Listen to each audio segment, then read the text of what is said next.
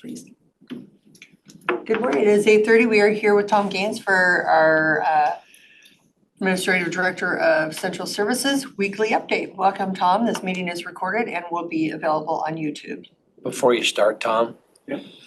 in a public meeting, I want to give you as many accolades as you deserve for the work you put in on that lead conference. Oh, well, thank you. That was a lot of work, and I know that you had a lot to do with the breakouts and probably the most to do with those. And you put in a lot of work, and I want to thank you. We forgot to acknowledge you, I think, on the day of, and I want to acknowledge you now. That's okay. I was going to talk about that a little bit in the update. I'll just start with that. Did you guys get good feedback on that? Did you get any? No negative feedback. Okay. Yeah, only good what I heard, but I didn't, I had talked to just a few people, so. I had quite a few people provide ideas. What was encouraging is providing ideas for next year, right? Next year we got to do this and we got to do that. So it was really good to hear that. And that was from other, I heard it from the city of Ephrata, heard from the PUD, heard it from others. So I think everybody really enjoyed it. I think it definitely turned into something really positive for Grant County. And I did the technology portion of it, but Rianne over at the EDC, she was hustling. Did the promo. She was hustling, yeah. And it's hard when you do something for the very first time because you just don't know what will work, what's not, what everybody's kind of. Yeah, and Annette with the PUD had a lot to do with it, and as did Brent Mayo. So it was definitely. Well, thank you. Yeah, but thank you. Tom, you do a lot of things behind the scenes, like our jail remodeling here. You do a lot of things, so thank you. I wasn't necessarily thrilled with the last minute notice that I was on a panel as I walked in. Yeah, I found out. I thought it was mentioned to you in passing, but you were moving so quickly over the last couple of weeks, Danny. I think Brent had been trying to get a hold of you. Yeah. Well, not very hard. So. I kept hearing, Danny hasn't reached back out to me yet, and I kept telling him I'll give him a call, and then something would happen. So you were definitely. I don't have any record of any Brant getting a hold of me at all. You'll probably get it. It'll show up on your county phone here. That's okay. Well, in season and out of season, be prepared. So there you go. I figured it was okay. On consent this week is only one item for central services. Item number 18 on your agenda is a purchase order to Kelly Create for a budgeted quad replacement of a multifunction printer for the clerk's office. Yeah, for $13,996. So. And that's not on next year's budget. That's on this year's. Part of the quad. Yeah. Okay. Yeah. So yeah. The next big thing to discuss is I have provided you guys a copy of the request for sealed bids for the property next to the hospital. Yep. So you can take a look at that. And the district has continued, in my opinion, to be an unwilling partner in this. It now demands the total appraised price of the property, which we all know was a poorly done appraisal and does not reflect reality. By this notice, they will automatically reject the offer of $600,000, which is our third offer that we have made to the school district, which is considerably higher than the property's value and that they have not publicly acknowledged. We all know this, and on top of this, they're demanding that the building be built similar to the CB Tech and that they retain a review of architectural aspects of the building. We have no outside storage and all deliveries must be made internally. They've never reached out to discuss any of this. It's just demands. And they continue to be adversarial in this transaction. Coroner's office is critical to the public's needs, and we've wasted, my words, we've wasted a significant amount of time trying to be an excellent partner of the school district. And I need the county commissioners to tell me what to do. Do we want to seek land elsewhere, which is my recommendation, or do we pay $840,000 for land that's been valued at $300,000? I'll remind you, the school district has asked us for an appraisal, which we did, and we paid $3,500 for, and that they didn't like what it came back, and so they ignored it, and now they're demanding this. We've made 3 offers to the school district, none of which they have publicly acknowledged. And it's beyond disappointing. It's beyond frustrating. Nobody's seeing the forest for the trees. We're not going to have a coroner's office when the hospital opens. This is a critical need of the public. I don't care what the school district thinks of it. We're not piling bodies into a tough shed out in the parking lot. You know, it's, Yeah. we're not, you know? We're not wheeling them down the street from Lowe's, right, you know? It's a professional building. It's a professional office. And the county doesn't build shacks. You know, the way that the school district has gone about this is just, it's been insulting. I personally think we walk away. We have property up by Big Bend. Why don't we put it up there? Well, that's a ways. It's closer than Ephrata. We just reached out to a landowner that has quite a bit of property right around that area. Yeah. I don't think he cares what the building looks like. I mean, Well, I we've care what never, the building looks county, like. It's gonna be a nice building, the you know? county has never put up a building that is, Degrades the area or diminishes the yeah, values. so, but Just, I know at the hospital, to look like I wanna be careful to put up a nice building, but not spend so much money. We have taxpayers that we've gotta count. yeah, well, Somebody has mentioned something about that property up there, but you know it's ours. Around Big Bend. If we need it, we could trade it for something or whatever, or we just utilize it for that. That's still a lot shorter than driving to Ephrata for, you know, from the hospital to the coroner's office. Well, yeah. Well, you know, and, we may be able to stay at the hospital. Future plans. well, not, so they were just as bad. They demanded on keeping design review. They wanted to build a coroner's office just like that hospital, you know, and that, their price for us.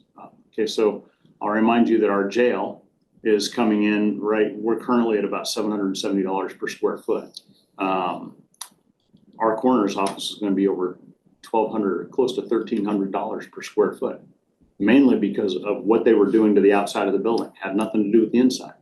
It was the way they wanted it to look, and it was just, that's a spending of taxpayer dollars that is not required, you know? And that's one of the reasons why we ended up walking away from the hospital was even when we told them that budget is too high. As a general contractor construction manager, their job is to work for us. Their job is to help us meet the budget that we can, you know, that we can manage. And they came back with an even higher price. They completely ignored it. They didn't do their job, you know, so I'm afraid that it'll only get worse if we do this with the school district. We'll be in the same boat.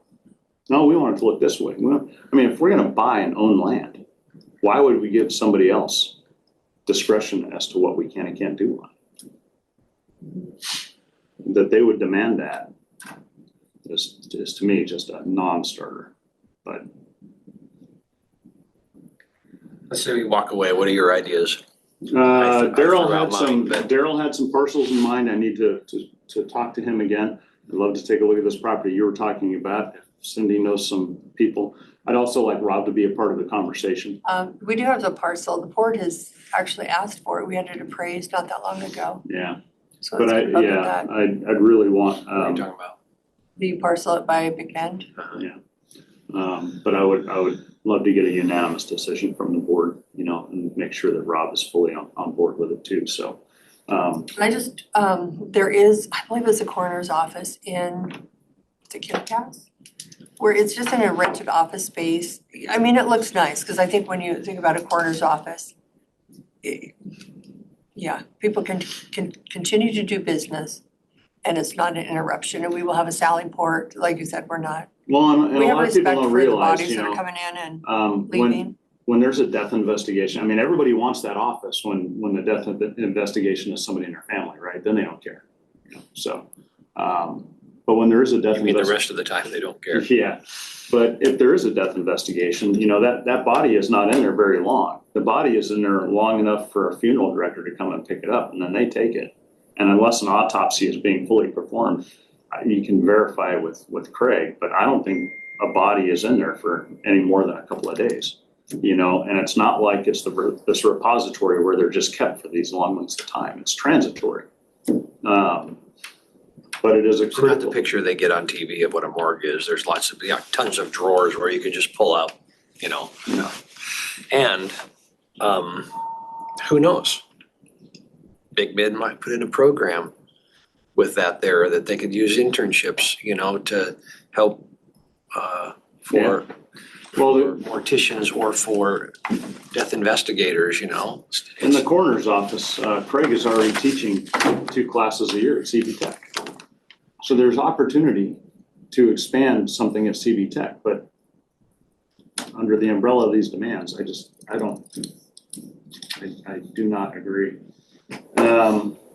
Moving on to land and Grant County Animal Outreach, I have not heard back from the modular building manufacturer that I spoke with about animal outreach and whether or not they could build a modular building, just a shell. So I will reach out to him, and I know Vic Lombardi at the City of Moses Lake had sent me the names of a couple of other folks. Thank you, Cindy.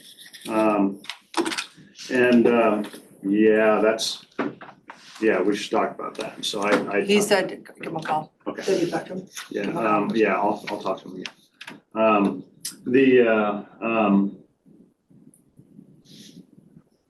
Vic had sent me the names of a couple of other modular building manufacturers, and I do believe that they are on state contract, or not state, cooperative purchasing contracts. So I will reach out to them today and see if I can't get some traction on that. I did complete my monthly audit report to the U.S. Census Bureau for the jail project. They're now by law. I have to do a monthly report to the U.S. Census Bureau because this project is so large. So it is one of the ways that they measure the gross national product, the GDP, gross domestic product, which I think is odd. And like Danny and Rob, I'll be at the County Leaders Conference this week, leaving tomorrow morning. My agenda includes, there's the opening reception. I'm having dinner with one of our vendors, Custom Energy Consultants. They're speaking at the conference. Achieving compliance with Washington State Clean Buildings Act, the art of leading change, and I'm going to look forward to comparing that to what I just went through with NACO. The future of clean energy, all of these things impact the county today. Building IT together, how participatory development improves outcomes and adoption for county and state technology products or projects. A strategic approach to the Clean Buildings Act. Findings from the jail and juvenile facility study, but it doesn't say who did the study, so I'm looking forward to that. Say that again. Findings from the jail and juvenile facility study. WASAC. So that's the WASAC study. It'll be interesting to see. That's my best guess. Yeah. Human Services Clause in effect. The 32-hour work week, a year in review. That might be interesting. Resources for achieving compliance with the Washington State Clean Buildings Act. I'm also hoping to meet with Curtis Steinhauer. He's a policy coordinator at Washington State Association of Counties regarding grant funding opportunities for the Clean Buildings Act. I did get an email last week. We were awarded a grant. Me with the vendor, Custom Energy Consultants, applied for a grant with the State Department of Commerce, and we were awarded $32,000 for energy audits. So we'll probably get going on that. So I'm hoping to meet with Curtis Steinhauer, the WASAC coordinator, for the same thing. And I'm also going to try and investigate the latest hack on our courts, because we're not getting any information on that from our partners at the state. Okay, WASAC, Kurt had signed up to go to WASAC and will not be attending WASAC, so we have a free spot. Tom was going to visit with Kevin and see if Kevin Sounded like he was willing to go. I think it's willing all, to go. yeah. Okay, It's well, I all, just wanted to make note that we've talked about it in an open session. and I was going to bring that up at roundtable today, but yeah, so I did log on to the Hoover app today, and Kevin is registered. He's listed as a commissioner-elect. Okay. And I received an email from Tina saying that his name had been swapped with Kurt's for the room where the conference is at. So he's all set up. There was a seminar or something you wanted to make sure we got in on. I think it was a 32-hour work week. that I it? had to do a salary survey for the health district, so I've been calling around in Clallam County. So sorry, it's just not a good time right now. It's a little hectic. They had to deliver on Friday their layoff notices to everybody. Oh, wow. Not to everybody, yeah. And so I know calling around to other counties around, I mean, they are struggling. If there's, We are pretty darn lucky, We are. again. We are. And if there's conversations or if there's any outreach I can do or investigation I can do for you, while I'm there, if you want me to talk to some other counties about that stuff, let me know. I think they're doing it for like a fiduciary Yeah. reason, Because which we're doing pretty good, but I'll be trying to meet with Whatcom and Stevens, Chris, Yakima, some commissioners from those counties about their ongoing justice projects and how they're doing, so. And it doesn't sound like Wes won his election. Wes McCart, Yeah. Doesn't sound like, and he lost to another Republican, but it wasn't. wow. I've stated to him Chris, please. my feelings about it because he, Take the warm seat. Stevens County voters made a big mistake there. Yeah, I think you're I right. mean, you know, he may be rough around the edges, but he is an incredibly hardworking, knowledgeable president of the WIR, Eastern Washington Council of Government Chair, Columbia River Caucus Chair, Yeah, member of the LSC. He pushes hard for conservative values for Eastern Washington, and I have a lot of gratitude to him, all the learning I got from him. yeah. And his kid, but, other doors may be opening. Well, if you get some free time later on, I can tell you what else I know about all that, so I had a conversation with the chair of the 7th, so, but. I know a little bit too. Okay, all right. Well, thank you. Okay, thank you, Tom. See you. And then give him a call, and even if we don't take the whole 7, we can Okay. probably All right. work something out. Good morning, Chris. Good morning, how are Again, you? thank you for putting everything together for the comp plan hearings. That went pretty darn smoothly for as many applications as we had. They went very, very well, yeah. A little rough, I've never remanded anything, so thanks for walking me through that, and Jim, Okay. and Yeah, and we'll have, that was, what topic of my update. We do have a call today with the land use planner who is deputized to handle some of these things Okay, because they are rare, so back. this will be a topic of discussion. Once I have a conversation with Nathan Smith is his name, I'll provide feedback to you all. And commissioners, you have 3 call-in users. thank you. And let me just announce, we're here with Chris Young, Development Services, for a weekly update. This meeting is recorded and will be on YouTube at a later date. Yay. Commissioner Stone, I did receive your email about the legislative topics. Thank you for that, because here we go again. So. Well, when I'm reading that, I'm going, wait a minute. I'm not in support of this because I think it's going to mess up our ADU. It Plan. certainly will, great observation, and again, that's why it's important to communicate, because, you guys get a snapshot, if you sit on the legislative steering committee, you get a snapshot of these bills that we can try to get out in front of them. We end up coming to the party late, sitting on this WASAC committee that just kind of discusses these every Monday once legislative session starts. But again, you're spot on, counties may allow, and then there's a bunch of shall requirements. So this bill wouldn't be permissive. We have this argument every year when we say, if this bill moves through, it's going to screw up what Grant County's already done, even though it may seem permissive, which seems to be Paul Jules' stance every year. This was permissive Well- to add attached and detached? The thing is it may allow, which is permissive, but then shall, right? So realistically, it's not permissive, but this is gonna leave the county an option to do this or not. Right, but it doesn't allow 2 of them. Correct, so let's screw our ordinance up. Yeah. Not to mention, going through this bill, not too in-depth, but, precursory review, it would violate our ordinance, our fee schedule, and state law. So I don't know where it comes from. They can't. It would put violate state $1,000 law. Yeah, they can't put a mandatory fine of $1,000 on a local violation. That would be up to our ordinance locally. And the state law, I believe it's RCW, no, it's not 70, anyway, is the maximum fine is $1,000. This has got a lot of problems to it. I also looked at. Could you please send me an email with that information? Because Absolutely. I'll be needing to talk about that at LSC tomorrow.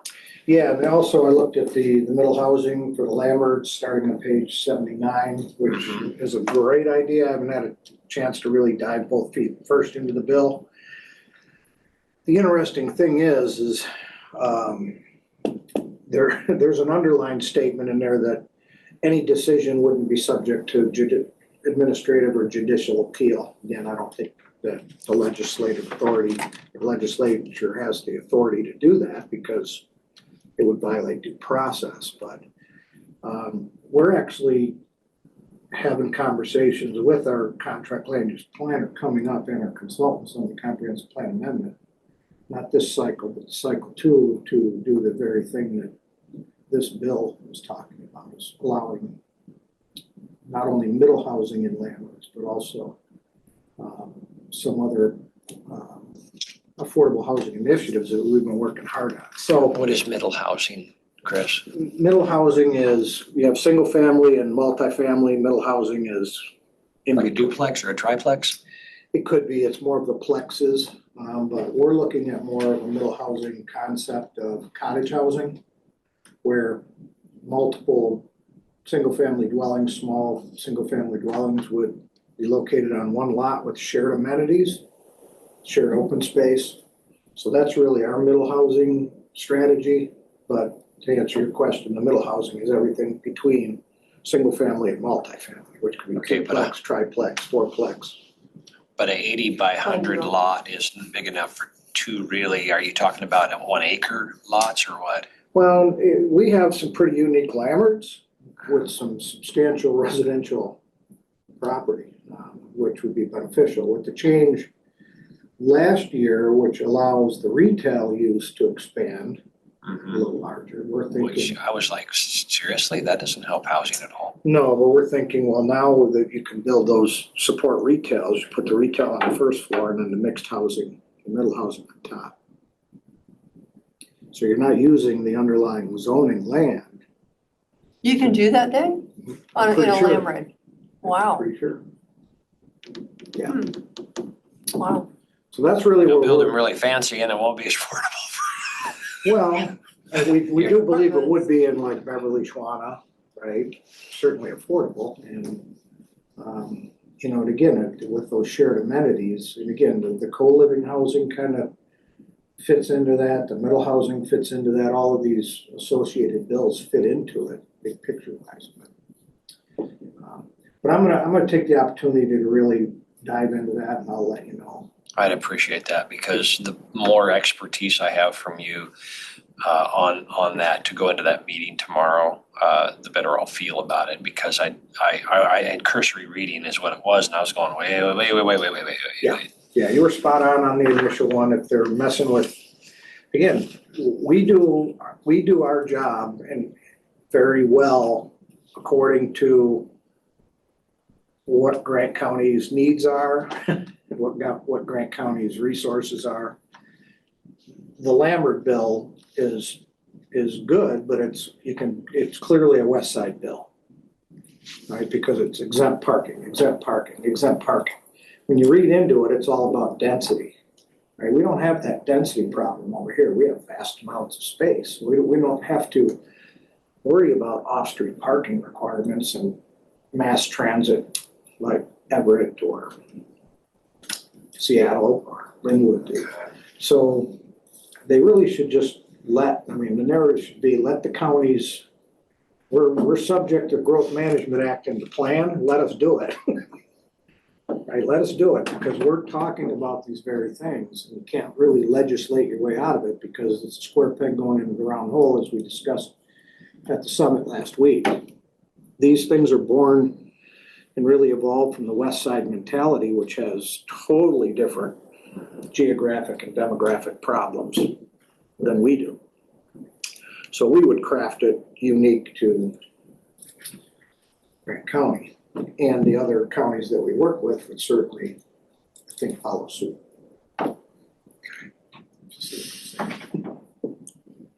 I'm trying to work the new commissioner a little bit to maybe take on some of these things like LSC.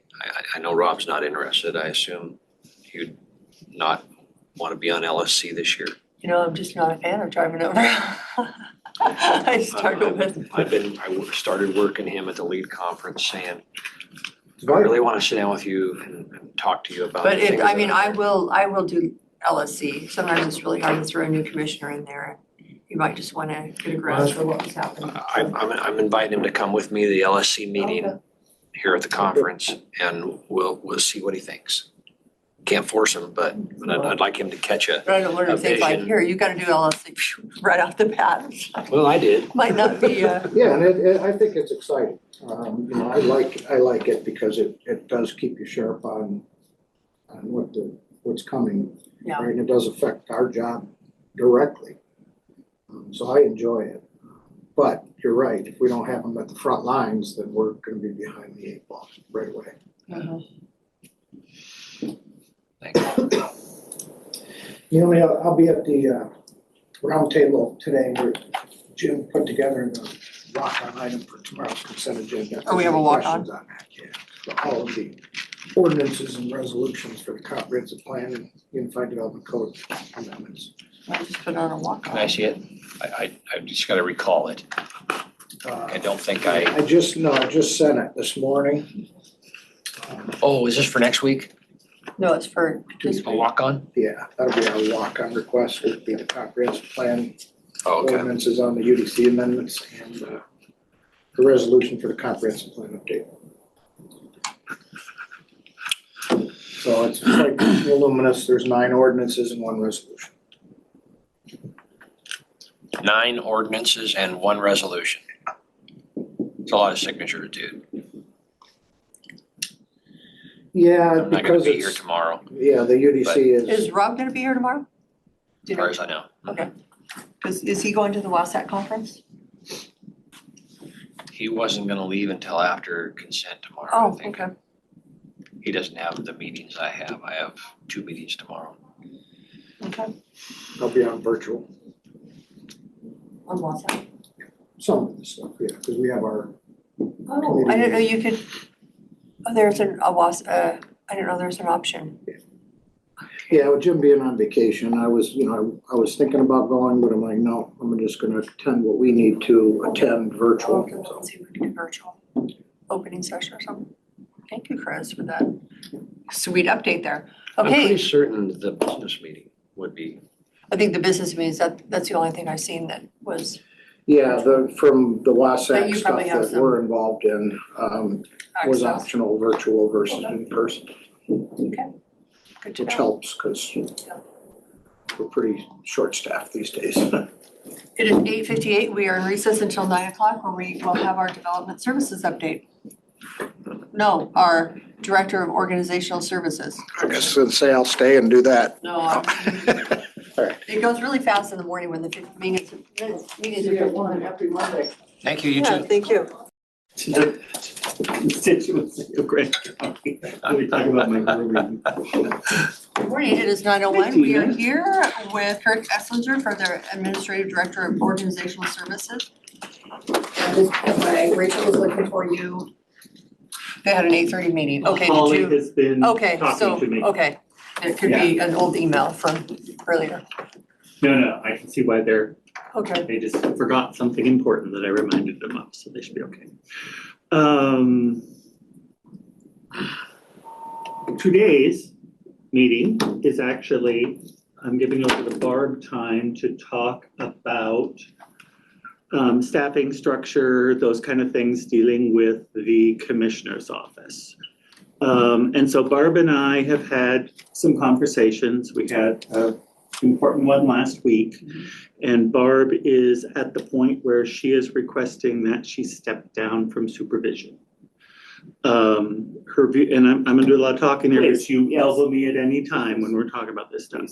Her, she struggled with that because it feels like she's letting her team down or letting you guys down or letting herself down, but she has grown a lot and challenged herself a lot over the last couple of years. But what I reassured her is sometimes what people understand is supervision isn't for them. And I use my wife as an example. My wife had a position where she was a supervisor, and she will tell you she would rather eat ground glass than ever have someone report to her again. And I think Barb has reached that point. So that is a request to me, and a request on to the board. Barb and I have talked about the fact that obviously a change in duties can bring about a change in pay, and she understands that.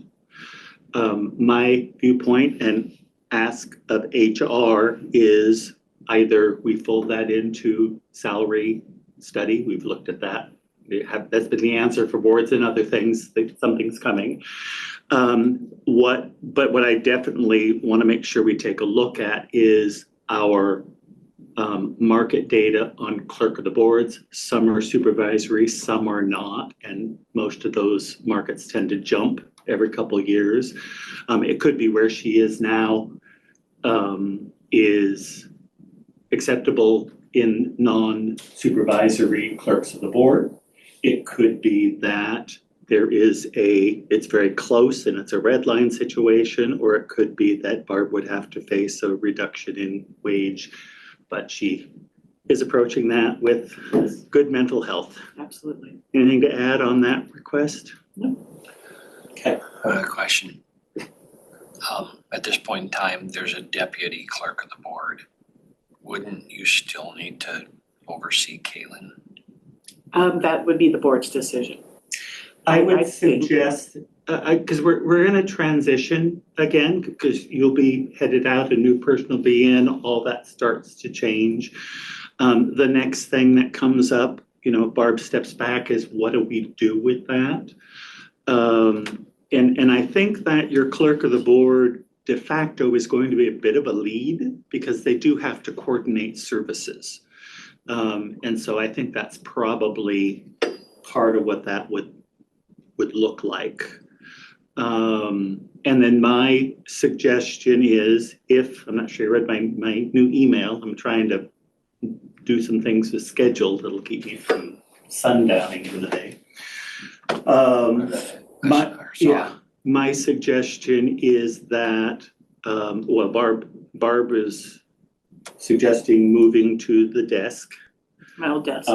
being clerk of the board, giving up supervision, conversation about how many bodies are needed at that point. That's the next piece. And then my suggestion is, as a stopgap measure right now, I would park myself in Barb's office, help coordinate what's going on, and continue to supervise at this point, with a viewpoint that that's going to be a big discussion point for January when we have 3 new commissioners here. You guys can come together and talk about it, because we know it always was kind of a placeholder to take a look to see what structure the board wanted moving forward. Some things have been successful, some have not. I think we need to take a look at that. So that's where we are right now with this.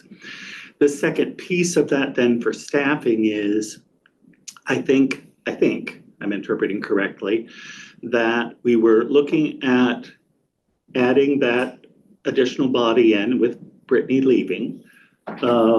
Barb and I had conversation, and I think you're at the point that with 2 things going on, potentially, you think probably the staffing levels could be okay without replacing that. One is not pulling you into supervisory issues, a lot of conversation that goes with that and all. And the second is, as the board has talked about hiring a risk manager, there are elements of coordination that then came over onto this group, which we anticipate are going to go the opposite direction as a risk manager comes in, which is then going to kind of stabilize some of that. Yes. I read through the draft, risk management specialist, I think it was called, Coordinator? it was a specialist was the last word in the list. And as I read through that, I could see that some of the things that we were asking our staff to do was going to be offloaded. It would make sense, because that person looks at that whole Insurance piece. claims. Yeah. Yeah, it kind of needs to look now. As you get someone in here, is there potential of clerical support and there's further discussions? Absolutely. But that person's job is to keep an eye on the whole risk world and it's got to have that information. And I think historically, June Strickler, who was the risk manager, who wasn't a risk manager, I mean, it wasn't what she was done, but she, or what she was hired to do, but stepped in and tried to coordinate that stuff. I would say that was a benefit because it was all in one desk and people were very were well trained then to call, and that's the person I ask these kind of things to, and then they help get it to someplace else if it needs to be. So that's what I've assumed is going to be happening. The third element we need to make sure we toss on the table for staffing also is dealing with the BOE. Because we still have the situation where we were getting Brittany first ready to go on supporting BOE and then would continue with cross-training. Did she do the online? No, it's not available till May. Okay, yeah, and I know you told me that 112 times, but it won't stick because it just seems so strange. They don't do it twice a year. But I do think they offered to do it for us. They are short a BOE Okay. person right now, so while Caitlin has been in communication with them, I don't know how that's going to look. Yeah. So we've got two BOE things going on. One now, one the season coming up, which starts. Whenever Missy certifies the role, which potentially is in December, I think is what she said. And so we've got requests from the state to provide some information with regards to a previous audit finding. 2021. And so Barbara and I are looking at that to see, can we ask the right questions and respond back to that? Or is that something that of all of yarn that we need assistance from Jerry for? I want us to look at it. What happened first. in 2021? Apparently the Department of Revenue comes in and audits Board of Equalizations every so years. Let me think. What was the? Sure, heard. Let me refresh my memory. Yeah. And then the other thing will be the season coming up without someone who's been through this magical training that can get someone, which puts us in a situation back of potentially needing to contract with Jerry to help in that process. Or another person in the world who was also trained. I just don't know how you find someone who's trained in that way. And I have had conversations with the Board of Equalization. Jim Breakbill's the chair. He is in support of bringing Jerry back in order to do this. And I spoke with Matt Hope in the assessor's office. He is also in support. So just so you know the thoughts of the other people who are involved. What did that end up costing us for Jerry to do that this last year? We did it at $55 an hour. So you're looking at, what was it? It was probably close to 200 hours under the Board of Equalization. Well, that was part, everyone get their. So who was the clerk in 2021 for the Board of Ed? Jerry was. That'd be 11,000. But we've 11,000.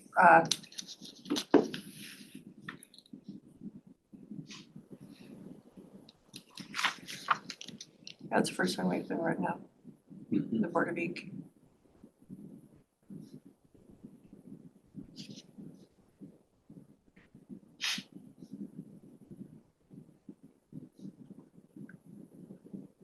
Okay. If you know of someone who may be able to help with that other than Jerry, they've given us an extension on replying to this till November 27th. It was due last week. And so now they've given us an extension. I'm sure that we could potentially get another November extension 27th as of this well. month, Yes, like next week? they gave us 2 weeks, I believe it Well, is was. it something that,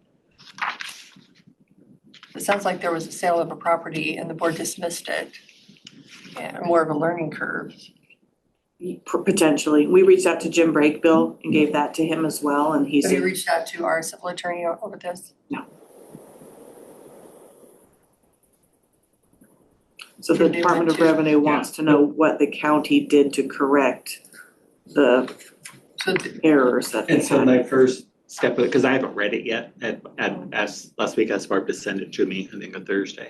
And I was planning on reading through, since I have to respond to different auditor stuff at different times to see if it makes sense to me. But yeah, I think civil, and then potentially if, Jim Brakebill at first glance was like, I don't know what to do with that. Right. We might be able to formulate questions that will help Right, get him to right. respond. Because it's a lot like the three commissioners. There's paperwork that goes up to the decisions you make that you're not involved in.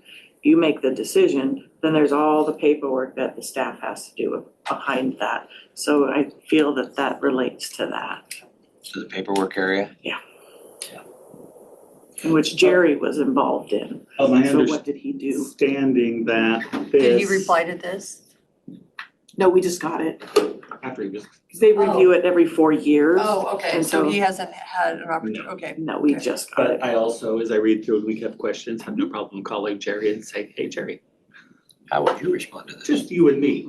And I Tell me did, what this means. Jerry happened to stop in last week and I asked him about it and he says, yeah, I could whip that out real quick. That's all he said, so, okay. I would not be opposed to asking if Jerry wants to. If we're gonna drop down 2 clerks, to ask Jerry to take this next year and then figure Well, out who we're gonna train for. I think we should wait for our next commissioner. I don't want to make I think it would be a good idea. Yeah, I understand what you're I saying. would say, I would give But maybe a this- 2-hour minimum on the letter if he wants to address that. I mean, I think we need to give a time limit on that.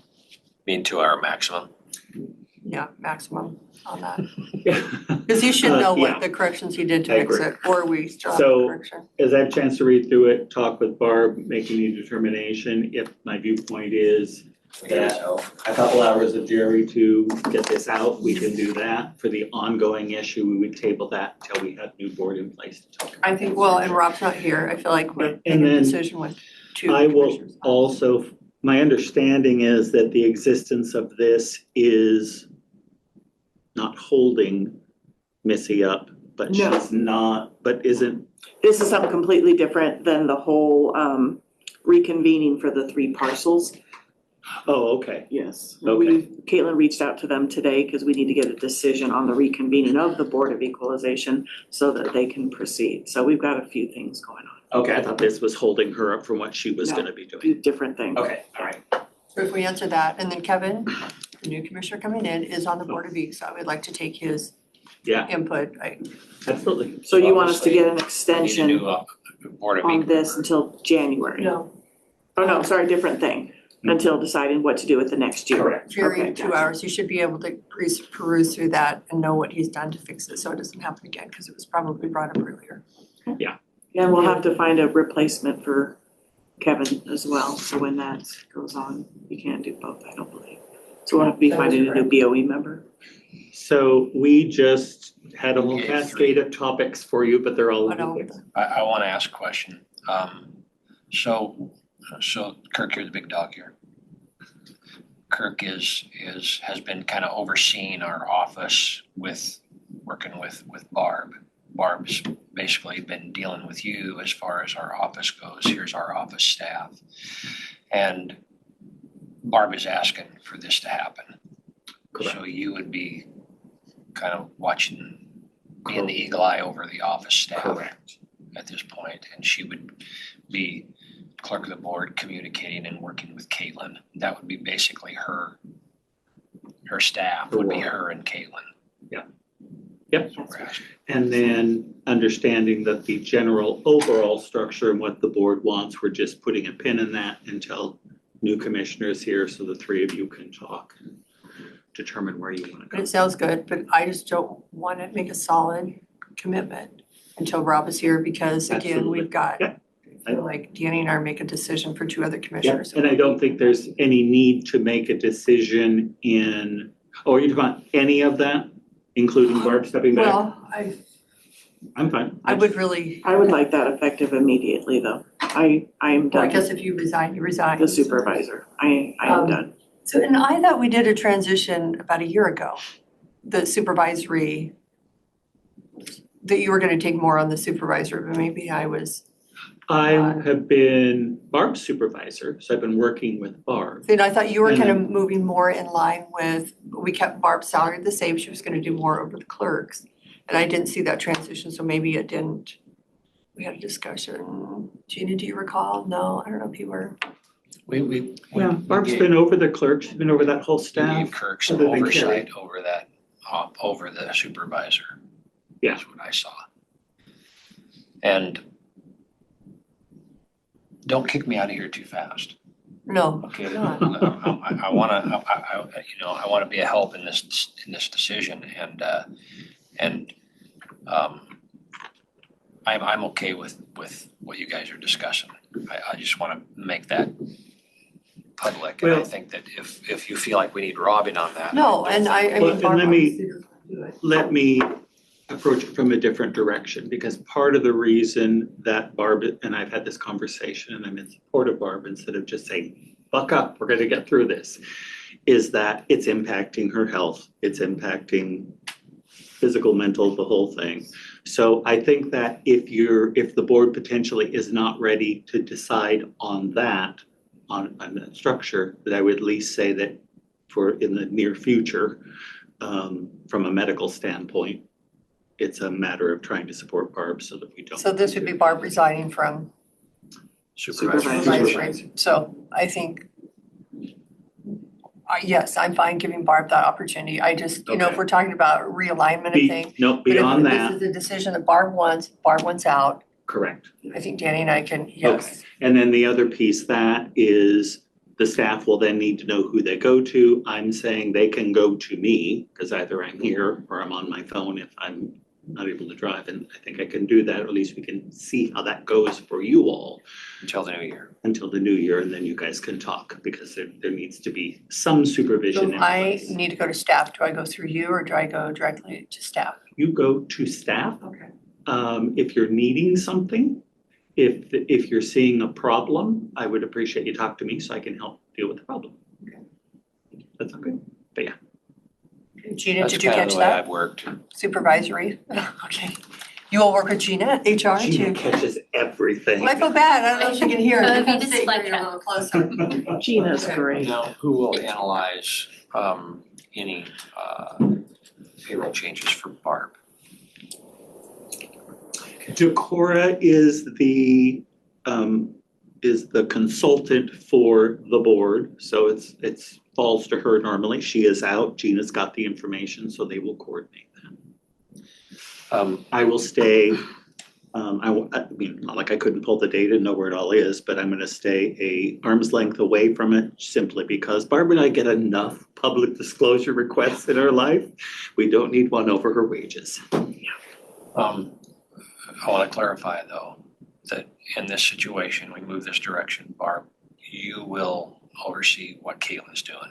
You guys will work together on Okay, that. absolutely. She'll answer I'd to be you. happy to. Here's how I would describe that.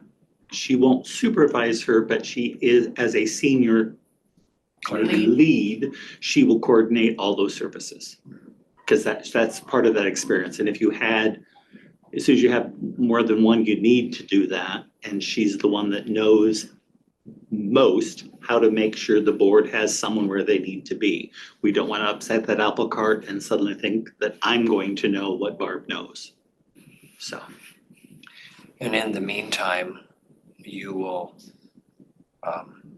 we'll just leave it at that. That's good. We have other people in the office that kind of need to get the message that they're going to you. Yep, we will make sure that we've had conversation if the board is in support of Barb in that issue. And I think it's the best thing for Barb. This isn't last week she had a wild idea. We've had a lot of conversations about the journey. And again, I commend Barb for stepping way out of her comfort zone and has learned a lot of things about herself Absolutely. and what she likes and doesn't like and what she thinks she's good at. and what I she personally doesn't thought think you she's did a good good job. at. So, Thank you. Surprised me too. You need a broken glass. And then we will, again, future's future, so I need to make sure we had a stopgap measure in place for what you had here. Okay, do you wanna, I think Rob will be here later today. We can let Rob know. I'm planning on being here. Do you wanna let Rob know Meetings? then, the change? Okay, thank you. Do we need a Um, formal decision on that? I didn't know if you needed a letter from me or anything, or is it just? well, the formal decision will come in the form of a PAR.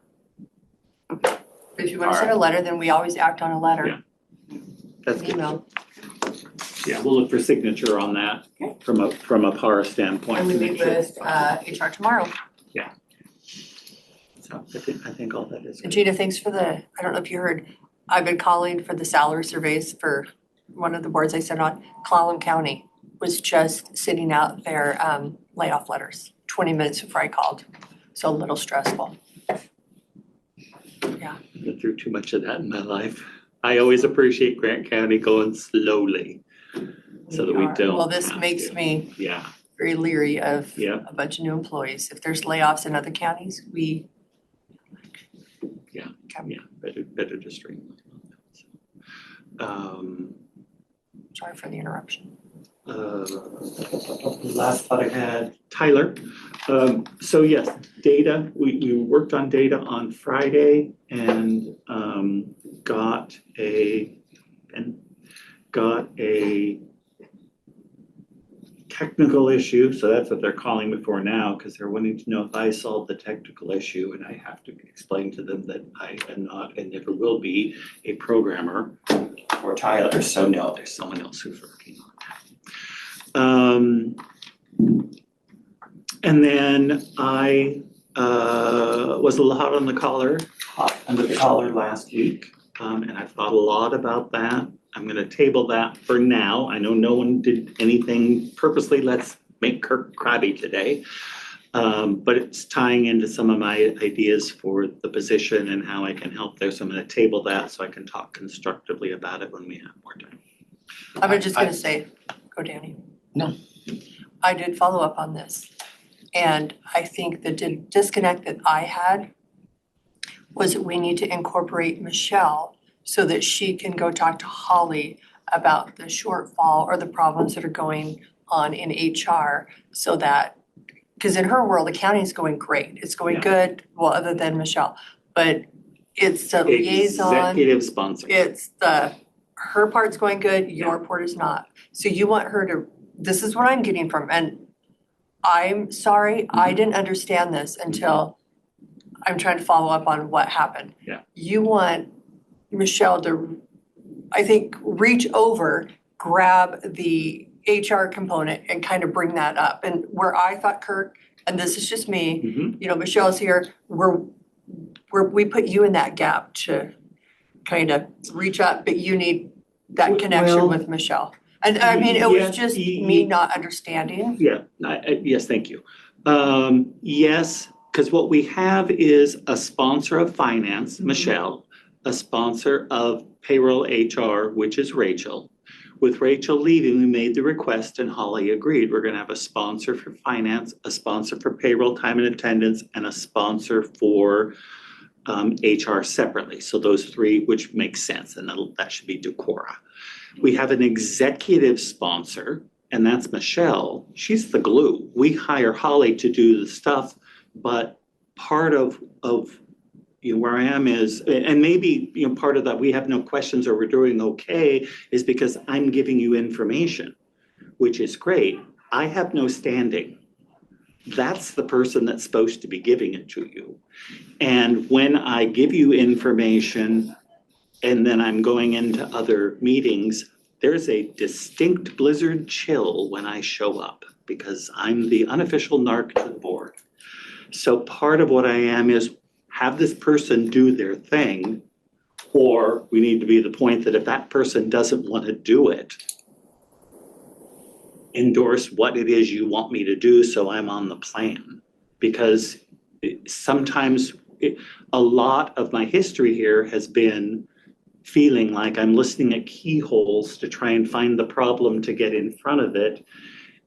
which some people appreciate and some people like to throw big rocks at my head, and I'm not down for that.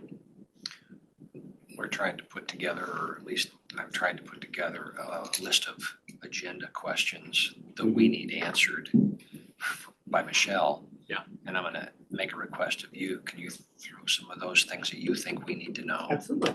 to us? Send me an email, give me a list of those questions. We can put that before Michelle prior to the meeting so she knows what's coming. Absolutely, that makes sense. And what you said, Cindy, makes absolute sense. But Yes. I don't think Michelle understands, or, so I don't know if the I'm board. not sure she sees herself where you just. Well, I mean, I think she's here, they've got it fine, she's waiting for, I'm gonna say you and your team to get up here, you know, and Yeah. work out that gap. She doesn't, I don't believe she realizes that, and I don't think she's being vindictive, I just don't think the communication, either she's just, I'm too busy to deal with I it. don't have think had she that. wants to. I have had that conversation Okay. with Michelle, and I said, Michelle, I need your help because I'm drowning in recruitment and it doesn't work. What is your experience like with finance? And so then we talked through the ledger, the numbers, her missing stuff. And so I said, okay, so it's not just me, but are you open to sitting in meetings and having open discussions about our issues because you're it? Your name is on the contract, and my name is nowhere. So does Tyler care what I think or say? Absolutely not. The problem is I'm in the trenches along with all of our other applicants and hiring managers and staff, and we need help. And she was open to that. So it's baffling that she doesn't remember that conversation. No, and I'm not, don't put words in my mouth, I'm just trying to facilitate what is going on Yeah. and where the drop, because I thought we were just getting an update, and this is me Uh-huh. from Michelle, and I think and it wasn't from, I have not talked to Michelle about this, but Yeah. just some other conversation, it just feels like, Every conversation I've had with you on Tyler, every email I've sent you on Tyler really wasn't my role. That should have been an executive sponsor keeping you as the fiduciary in the loop. I'm doing it because I know you need to know things and I don't want you to go negative in some way on that process. I really appreciate it because we wouldn't have had nothing. Yeah. Yeah. So again, and I agree, I don't think it is vindictive. Yeah, no, I I think it's think just some of maybe it's just communication what breakdown, or they don't people wanna do like it, or or- don't like, but I can't drag someone to the table. So you can help us out, And Well, we it's, have and a- not negative, we just need to make sure we're moving. next week. Yeah. And now I understand Good. what that. Yeah. So that you know And her I've been going up. trying to get us all together so that, and Decorah has been trying to get us all together because some of the aspects of Tyler just aren't working and we need all the voices we can get. This isn't a we, them, this is a group effort and either we all succeed or we all fail. And we're all trying our best to be successful. And so another element that I explained it to you, we've turned over the project manager, we basically got them ousted. Got verification of what things will not cost us, because they're not gonna charge I us. don't think that would have happened without you. Well, I'm telling you, it wouldn't have. But in each of those instances, after a series of conversations with Holly then says, thank you very much, and I'm glad we did this, but I can't really move forward until I talk to Michelle. Can we have a co-lead? Okay. You know, I mean, that, we may have to, Maybe, I mean, if it's an issue, and that would work, if it's an issue that is accepted with open arms, I'm fine to do that. we'll talk about it next, I Yeah. believe we're meeting next week. Yeah. Yeah, and I will dart out and visit them But about, again, I am very sorry. I No, thought we you were did just getting, we get your update, Yeah. just to get Michelle's update. that makes sense. There's 3 parts to this and I didn't have the 3rd part, so. Okay, thank you, and I appreciate that. And I have some, like I say, I'm thinking about some stuff to help with my position and working on that. Right now, I'm going to Yeah, visit on my Rachel calendar. so that she doesn't Yeah, she had a use question. hemorrhage on me. Sana, I'm up. I see the kitty in there and I'm Look for it, that's on YouTube now, Did thanks. that make your morning? I'm gonna watch that one now. Good morning. So part of my update today is to give you an update from Anthony Garcia, your Veteran Service Officer. Rob will be here. Do you want to give him? Yeah, well, not now, but he'll be here later. Okay, thank you. Welcome, Jerry. Welcome, Keith. Morning. Good morning. Sounds like you had an eventful weekend. Or, I don't know, some accident. You saw an accident or? Oh, that was a few weeks ago now. Oh. Yeah. Yep. Well, I just saw it. Yeah, it was very unfortunate. Tony, sorry to interrupt you. No, it's okay. Just a quick briefing of what I've been doing the last month since I've been up and running over there at the new location. Up and running officially on the 11th of October. Since then, I've seen 106 veterans, and I've broken down to 87 veterans that see me for claims, which I was able to file and open 372 new claims for compensation. 3 veterans health benefits claims open, and 5 family members that came in for burial benefits for veterans, and then 11 claims for the Veterans Assistance Fund, and I broke them down to what they were: 1 for cremation, 2 utilities, 3 mortgage, rent, hotel, food assistance, and direct supply with closing. The next, it's been Robert Bates for mental health has been coming in and doing counseling starting on the 4th of November. So he came in a little later. I asked him just to come in a little just to make sure we had his office set up and everything.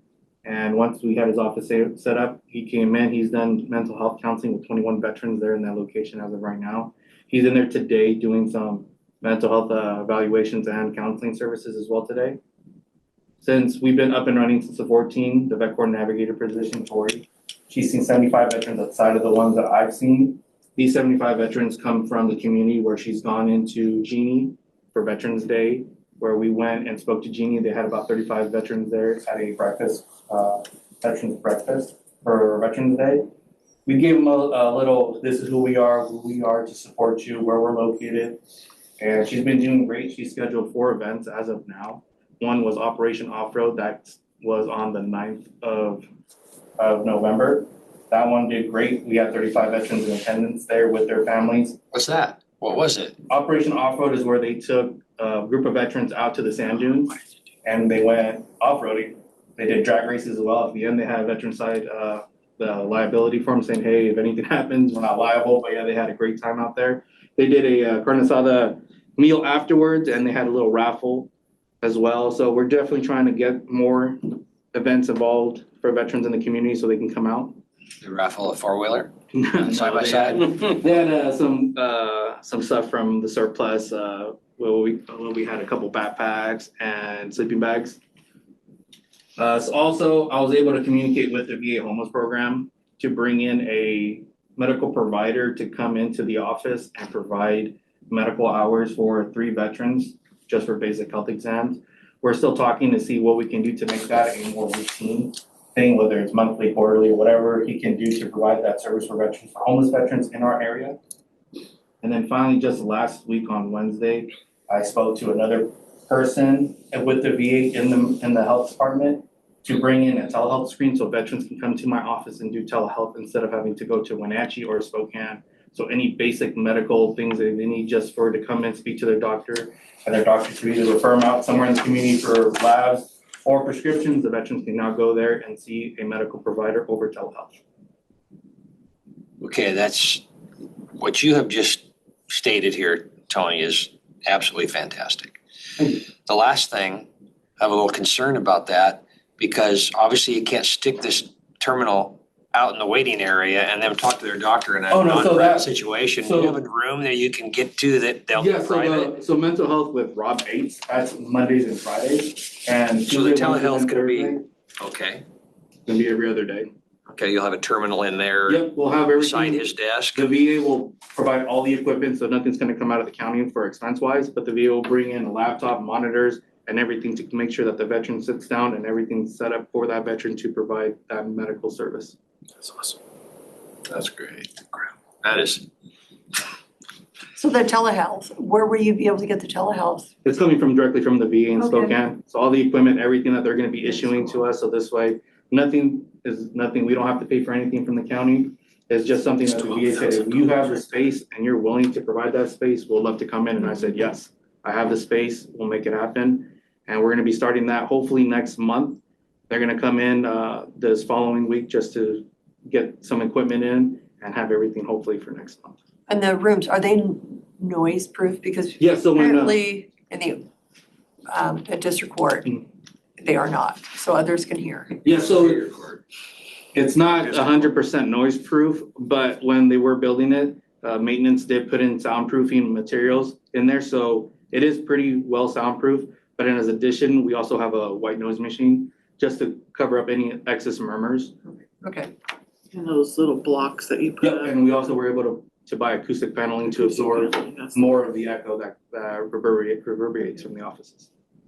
Right. Just really quick, Keith? Anthony, when that equipment comes in, can you please work with TS so that way we can make the proper network arrangements and everything? Definitely can. Once I was gonna have a day that they were gonna come in, I was gonna contact TS. Perfect, thank you. And this Friday is his grand opening. That's on your calendar, so hopefully you can go there at 12 o'clock on Friday. Yes, from 12 to 3, we'll have the grand opening. We'll have coffee sponsored from Starbucks, where we'll talk to them to donate 3 travel-sized coffees. Then we'll have donuts and some popcorn there for anyone that wants to come in, and hopefully we have a good attendance. One thing I did forget to put on there, I did start my veteran support meetings again that I was doing prior. We had a meeting this past Thursday, and we had 3 veteran, we had a total of 10 in attendance, 3 with myself, Tori, and JoJo, who was on the Veterans Advisory Board. We also had veterans from the community that came in and saw it, and they definitely enjoyed us being there and welcoming. So that's another thing that we'll be doing monthly. So that will be every second Thursday of the month. what time? From 5:30 to 6:30 p.m. 5:30? 5:30 to 6:30. 6:30. Okay, 6:30, okay. Is that on the website or? So not yet. We just started all these events this past month, but once we have everything hashed out, we're gonna be putting a calendar there on my website to show every event that's coming up for each month. And that meeting happens at your site, Yes. and there's not, you got a big enough room to, So right now, it definitely seems like it's with those we had in attendance that it seemed a little not so crowded because we were able to move a couple furniture around against the wall and have everyone sit there. But if this does get bigger, I have contacted Brookdale, and they're gonna allow us to use their facility free of use if we get that. Brookdale Living, Assisted Living up in Moses Lake on. Above Safeway. Yes. you have all this folding chairs and stuff you need? Brookdale has everything. They have In your office for all this? for my office, I have all the chairs and everything for right now. But if we do get bigger, I have contacted the community to see where I can go. That's not gonna cost the county anything to provide a rent space, and it'll be good accommodations for veterans that come in. Working on my calendar for this week, and one question about your meeting on Friday. What kind of donuts are you gonna have? So we're gonna have a couple of assortments in the chocolate, caramel, sprinkles. Well, just, Yeah, you kind of don't the have incentive, Absolutely. He's got a nice little popcorn maker in there. That's what I'm gonna stop in for, is the popcorn. And that, Affordable again, lunches. from 12 to 3. 12 to 3. I hope that's on your calendar, 12 to 3. Yeah. Friday. Rachel's probably party. Yep. It's going fantastic for Tony. He's doing a fantastic job. He really is. So this is amazing to see what he has done. So Jerry is a member of the Veterans Advisory Committee. Yes. What's the committee's take on how things are going? He's a rock star. First of all, thank you to the support the commissioners have given him, his new office and everything. But yeah, I mean, I'm telling you right now, he's a rock star in the state of Washington. There's the entire state's looking at how he's doing right now. So We're proud of you. yeah, he's doing an incredible job. He's helped a lot of veterans. I'm just sorry it took us so long to figure out where we could plant you, and we got it. Biggest worry is. Once again, on behalf of the board though, thank you for your support, 'cause, I mean, it means a lot. report. Well, when I look back over my 4 years, what you've done has, makes me feel really good about the work that I put in. That's one of those things, that's one of those things that I'll go, we worked hard for veterans, you know. Way to go, thank you. No, I do. Thank you. And Jerry, you led us into it. No, this is all Tony. He gets all the credit on this one. I'm happy that prior VSO I didn't know, it work sounds out. like the off-road. So what were the other events that you had? The off-road? Off-road is one, and she's gonna be starting also a female-only veteran support group. Okay. The other one she's gonna be hosting coffee every first and third of Thursday of the month, where she can bring in the community to our office and show what we do for veterans in our community. Then, let's see, coffee, female, off-road. And then also she's bringing a specialist from the VA TBI specialist, a traumatic brain injury specialist, to the office on, I want to skip this. Not tomorrow, Tuesday, but next Tuesday, next week on Tuesday, for an hour just to answer any questions, a Q&A for veterans. I have a couple of veterans that have reached out and asked some questions about TBI. So we're bringing in a specialist just so they can answer any questions. As of right now, we have about 10 people saying that they're gonna attend, so we'll see if they attend, and hopefully we have enough space. What was the coffee thing? So the first and Thursday of first Thursday and third Thursday of every month, she has coffee from 9 to 3 to invite community members. Is that there at the Yes. facility? Okay. Facilities and to invite community members.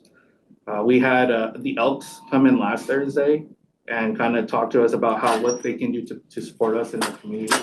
And right now we're gonna look to see how we can expand that partnership with the Elks, because I didn't realize that the Elks Lodge had closed here a couple years ago.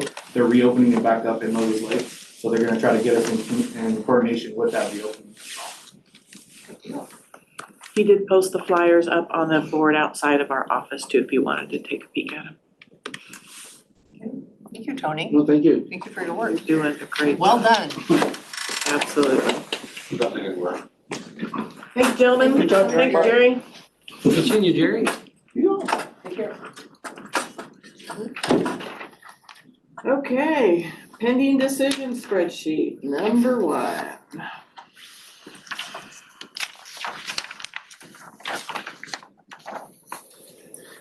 Keith's here. Is there a particular reason we need to let him? Yes, I was just gonna say that. Go Oh, to that. Keith's here. What do you want to talk about? One of the things that Please come to the table. All right. we have discovered with the new posting to Zoom and also to YouTube is that it requires a certain amount of computer space. Our laptops don't have that we have in the office, so we've been having to rely on Keith to edit videos. After talking with TS and Keith, first of all, he is suggesting that we get Caitlin a new computer, which is a tower, and the total Does she only cost- have we only have have laptops? Okay, Then we can take them home. okay. So right now, it is, what TS is suggesting is $3,310. So there is the quote right there. Do you have money in our budget for it this year? Do we need to wait till next year? Well, like the travel, I think we've gone over travel with things, so in the bottom line, we would have money in the bottom line. Why is this, Keith? The problem is that the laptops, they don't have the computing power or the graphics card that's necessary to efficiently render the, when. Would a gaming laptop do it? It could, but the gaming laptop is gonna be about the same price as the tower and less capability. Listen to you, Dan. Less advanced. A gaming? And Well, I the just other- seen it written in places on sale. I'm going, what is a gaming laptop? That's. Yeah, and the other thing too with the laptops is while they're very convenient in the fact that they're portable, they're not so upgradable. So the graphics Tower's card. upgradable Yeah, big time. exactly. The graphics card is built into the motherboard on the laptop. A lot of the newer ones, the memory itself, the RAM, is soldered to the motherboard. But on the tower, if You can build. if we needed to upgrade its capability, we could add an additional video card later or a different, more powerful card later if it turns, this is going to be more than sufficient. But those give us that pathway to be able to get keep it current longer. Okay, we're mentioning the idea is you're supporting them with some editing of videos from the Zoom. Yep. What's that entail? Is that something that Caitlin will quickly be able to deal with? Caitlin's a rock star. I gotta tell you. She is. We've got Tony be a rock star today, and now we've got Caitlin a rock star. She's a very fast study, and she picks up things very quickly. She's been doing the edit itself on the videos, but what her computer's not capable of doing is rendering out the final product that gets uploaded to YouTube. So like, for instance, last week's, all the executive sessions and breaks and stuff like that, they just turned into a very long Blank video spot. with very long blank spots. And so she's been editing those out, but then her computer doesn't have the process, the ability to actually render that into the finished product that gets uploaded. And so that's where I've been helping her out with. And so getting this desktop takes that away from me again and puts it solely back on her. And that way I can keep focus on my own stuff and keep that within the BOCC. Well, it sounds like it's within our budgets. We can move, I mean, yes, Danny? Again, what am I approving, the numbers? So since it's under $10,000, it doesn't have to go up to certain things, so I just stamped that, so if the board would like to do that, we can get TS started on that. So Rob sees that and wants to know what the heck's going on. We'll tell him, well. And Keith, thinking for the future, Mhm. because I know HR went through similar where we, had to get more oomph for things. We talked about laptops and docking stations and all. Is that something that this department should, that front staff at least, be getting away from that?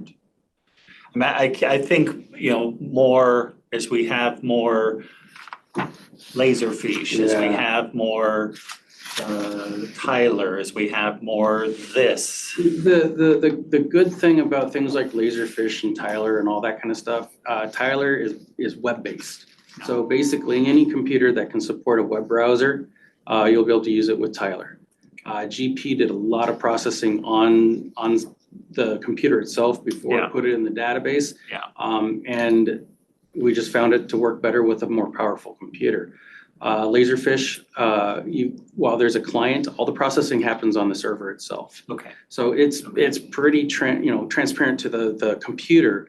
So I don't necessarily think, already the hardware that we get on average is better than what is a basic office computer. Yeah. And that's helped us, especially during COVID, because we were able to pull out a bunch of those old laptops that had already been retired and bring them back into use when everybody needed laptops to be able to work remotely.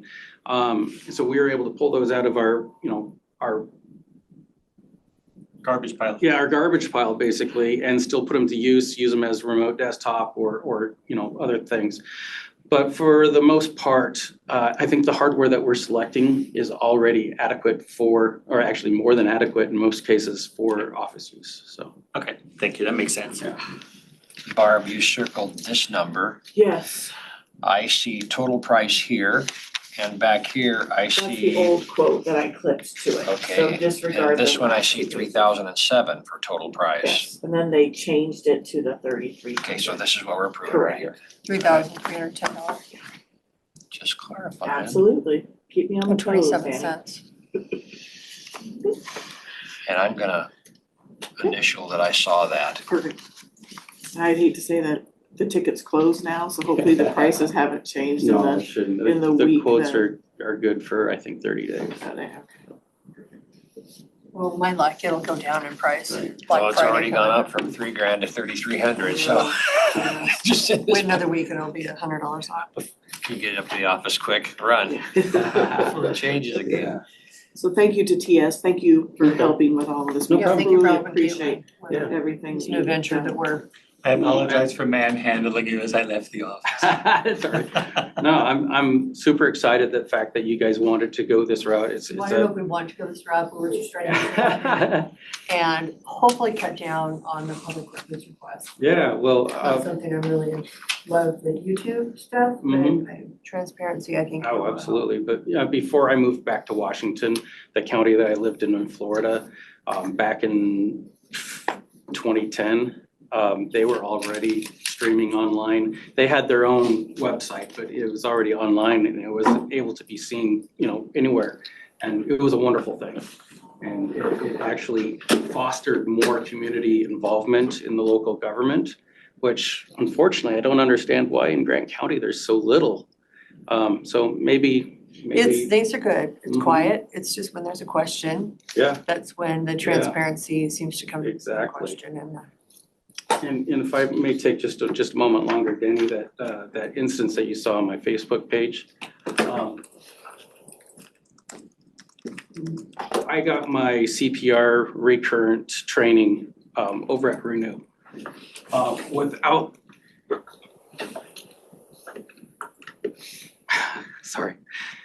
Without that training, I would not have been as prepared. The results weren't what people who stopped wanted, but it was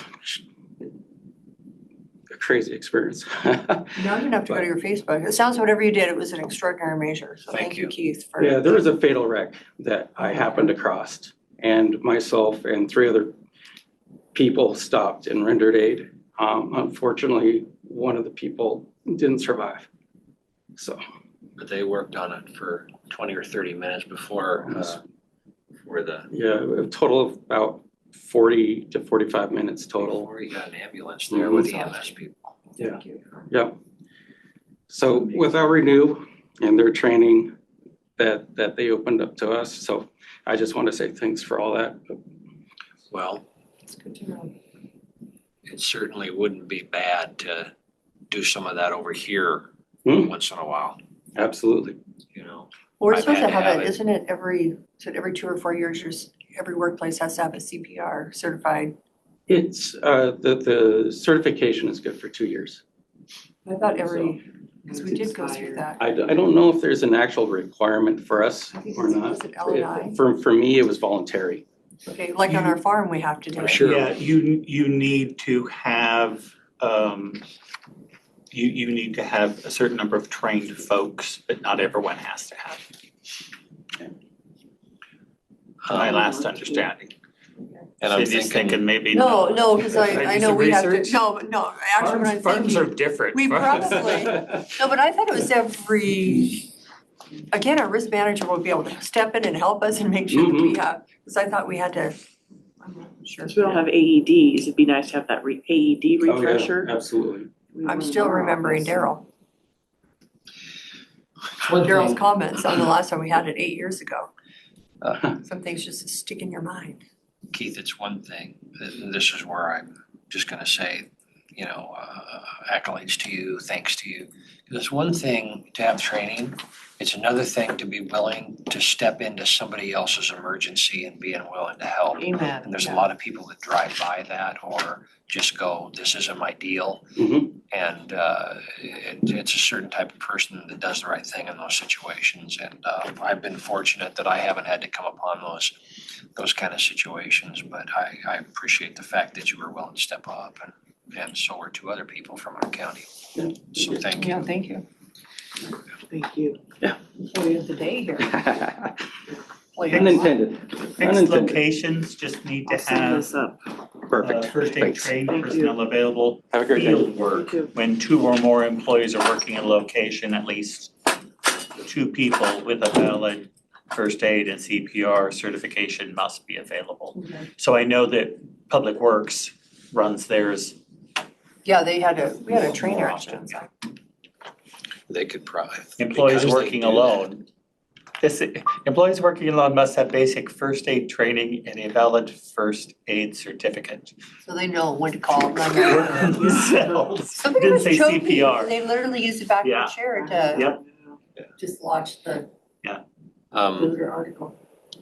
Yeah, that might, as a risk specialist comes on, it might be that they will coordinate with Public Works, because if they're doing that on a regular basis, then it'd be good to get a few I of think their we have to, employees. we're supposed to do it too. And we have opened up, we've piggybacked with them in the past. It has been a while, so I think it's probably time to do that again. Because we do need to have we do provide the opportunity, those people that are interested will come forward and keep the workplace okay. Because there are some of us who I don't know if I'd have the wherewithal in an emergency to do that. You don't know.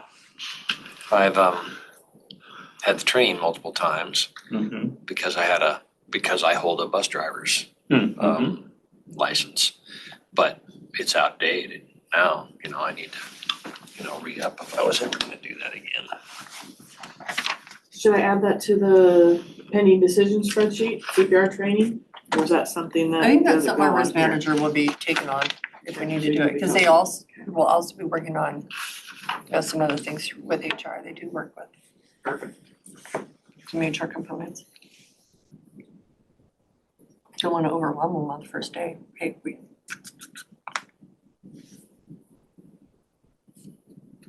Do you wanna review the? travel policy, okay, coordinated 5-year plan, Rob says, working on it. Freighted dentistry, I know Tom's getting really close. I thought we were supposed to have something this week or next week. Travel policy. Cory and I have talked about that, so that will be coming here very shortly. Money held the request. And that coincides with the ordinance that, yes. New ordinance from The board wanted to review it and you are going to decide if you wanted to move forward with mirroring theirs. Did you get a chance to talk to the prosecutor? You were gonna talk to them as well.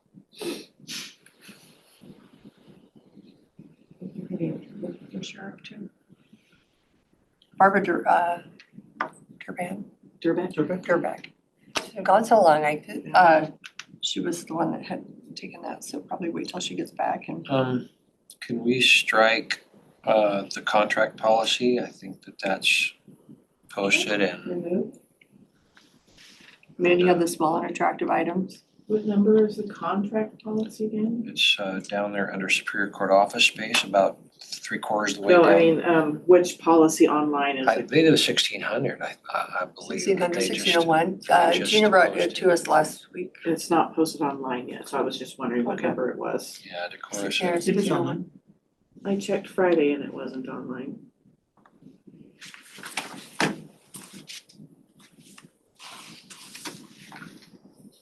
Is that where it's located in different spots? It It's was, on Tom's, yeah, but it probably It should be with wasn't all on of ours. but Tom's is the old version, not the new version I know of, that the board just worked on. Got approved, because you approved it last Right, week. it should be, so- yeah, his should be shifted off and that new one should be shifted onto our policy area. Decorah said it was updated and on, so I will follow up with Larissa. I wonder if it got sent to her and she hasn't. Oh, open enrollment, do not forget about open enrollment. But I'll remove that, Danny. I'm wondering also if you could just pop an email to Mandy about the small and attractive items, just to see where she's at on that review. I can do that. She's also, the board is supposed to approve the asset inventory each year, and that's also on her plate. She has not done that yet for this year Does she either. know? Yeah, we've had many Okay. conversations. She's just so swamped with Tyler. What? And now, who's that? Who's that? Transition. We call him Mr. Munis. Tyler Munis is Oh, it used to be the name of the product. That was a Tony Menkeism. He got confused and said, they're working with someone named Munis. That's like the same thing as saying, you're working with someone named Excel. I think we need to remember to discuss with Tom the ADA access on County Museum, because that would need to become a capital project on the capital facilities plan and kind of see if he what he thinks about putting that Did you on. put that on? He may have written it down. I know we did some at the fairgrounds. We did an ADA path. The capital facility plan, you think we already did it? Well, we need to ask Tom. Well, we have paths and trails. I don't know if Public Works or, it's a fund through Public Works, the paths and trails. I'm not quite sure. Work release, I have a couple options here with our meeting. Because Rachel's gonna chew my arm off if I don't back it up around. Yeah, I think there's some things pending based on the meeting that we had recently.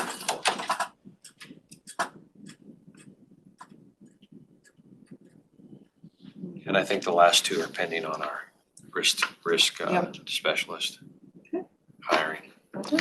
By the way, have you read through that draft, Cindy?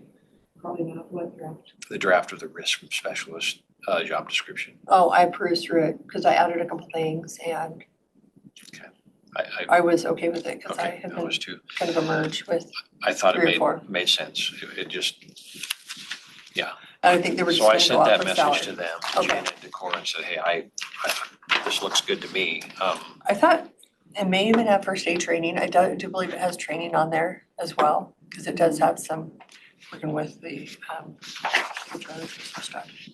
Quite a big, quite a lot. Next on my agenda is the commissioners' appointments of members to boards and committees. Miss Caitlin is going to give you a rundown of where we are at right now. Caitlin? Hello, so the Veterans Advisory Board has a new opening. Gary Brock has resigned. There is a recommendation that'll be on consent this week. And then there's also a recommendation for the reappointment to the health board? No, library board, sorry. That is also on consent this week. And that one requires the 5-county joint resolution. And then we got a message about the Moses Lake Irrigation and Rehabilitation District. So we'll need to look into that. And we also just received recommendations for the Grant County Health District board reappointments. We've got quite a few boards that have people's terms expiring in December, so I'm reaching out to them to try to figure out what they are looking to do. So the Moses Lake Irrigation Rehabilitation District, there's typically more than one individual. And they're supposed to, I think they're the ones that put it on their website and open it up, and then we have to interview the applicants. As soon as I got that message, Cindy, Yeah. I called Sam and I said, Sam, what are we supposed to do? He goes, I don't know. You ask Barb. But we interview, if there's more than. She thought that we need to post it. Oh, do we post We it? do. Okay, I thought they did. I'll be back in. They probably will as We well. have in the past. Okay, I'm gonna get my county VPN connected here. Caitlin, was that it before Yes. Cindy walked out? Okay.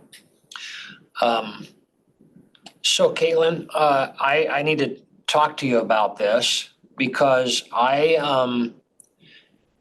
had a comment. I'm going to my roundtable stuff because I had a comment about that one that has to do with the library. I want to pull it up so I don't make a mistake is what I'm asking here. So the resolution and the recommendation is not in that big consent PDF. Yeah, I guess I was asking, who are we approving for reappointment to the library board? It would be Kathleen Allstott. And that's a reappointment, is that right, Caitlin? Yes, it's a reappointment. Uh-huh. And you received information that she was willing to continue to serve? Yes, that'll be, I mean, you guys will be able to look at it at roundtable, but she sent over a letter also. Okay, yeah, because it wasn't in there and I'm going, all this is saying we want to do a reappointment. Who? So Caitlin, maybe that's something we can talk about. How do we get the information to the board maybe ahead of time if we have an email that we can send it to the week before, and then they decide upon it at that next week. So you and I can talk about that. I was thinking that's what Brittany was doing.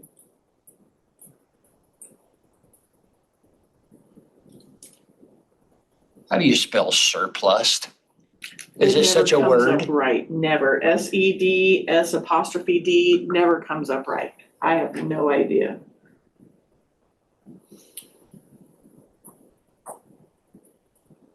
Okay, so there's that one. We have one on the agenda for this week for reappointment or for actually somebody who's been nominated to be on the Veterans Advisory Committee. It is a board. Yeah. Board? Was it on our, we put it on our website, right? That we have open vacancies? Yes, it's on the website. I apologize. There is not a recommendation for the VAB. So. Because we gotta advertise it first. So it's not on consent, it's just informational, you're telling us informationally. Because I didn't remember it. Yeah. Okay, all right. Yeah, when I was looking, I didn't remember going through that on the agenda. And Caitlin and I will work on our cross-training as well. Yes, sorry. The thing on agenda for the Veterans Advisory Board is a letter of appreciation for the resigning member. And that was number 12. Oh, yeah, thank And you. the appointment of the library board was I think the only appointment, just. While I've got you, Caitlin, can I butt in a little bit further? Please. Caitlin, on the LTAC agreements, the statement online said the BOCC decided on November 28th to approve da-da-da-da-da. And I'm like, we're not to November 28th yet. Did we make a mistake there? Is that a October 28th or what is it? Yeah, it was October 28th. I apologize. So maybe we could change that. Yes, I'll change it. Okay, great. Cross that one off my questions. Okay. Moving on, a couple of other staffing things I just wanted to put before you. The mailroom person who the board recently decided to hire, he is interviewing with other places. He has determined he cannot just work part-time. He needs a full-time position. Is it 30 hours? Is it 30? It's 35. Yeah. So the office is going to have to pretty soon, eventually look for another mailroom position. Just letting you know that. I don't know if any of the on-calls are available to work. So like before. I guess until we. Can we hire him? 35 hours. Can we not hire him at 40? Well, that's what the board decided that you didn't want to before. So that's why we kept it with now that we have benefits. somebody trained and Well, all on okay, and then board. here's, what do we do, what do we do with the extra time? No, I get the. And he did mention that, he was, what am I gonna do for another 2.5 hours a day? So it's just finding someone who really truly wants to work part-time is the question. It's a bummer to Because lose I think somebody we who's raised the well trained. salary, to help compensate for the. And he needs 40 hours a week. He's got personal things going on and he says sure. he's got to work 40 hours. So that is why he is looking elsewhere. Okay, but he's still. He's waiting on, and yes, he's still working. Okay. Yep, he's just waiting on a decision by Waiting on a decision by someone to hire him, yes. So he's had an interview. If he doesn't get that position, he will be looking elsewhere because he does need 40 hours. Is he looking in the county? Oh, okay. Yeah, he's a great guy, great employee, very personable, so I can see why people would want to. Other departments would want to hire him, so.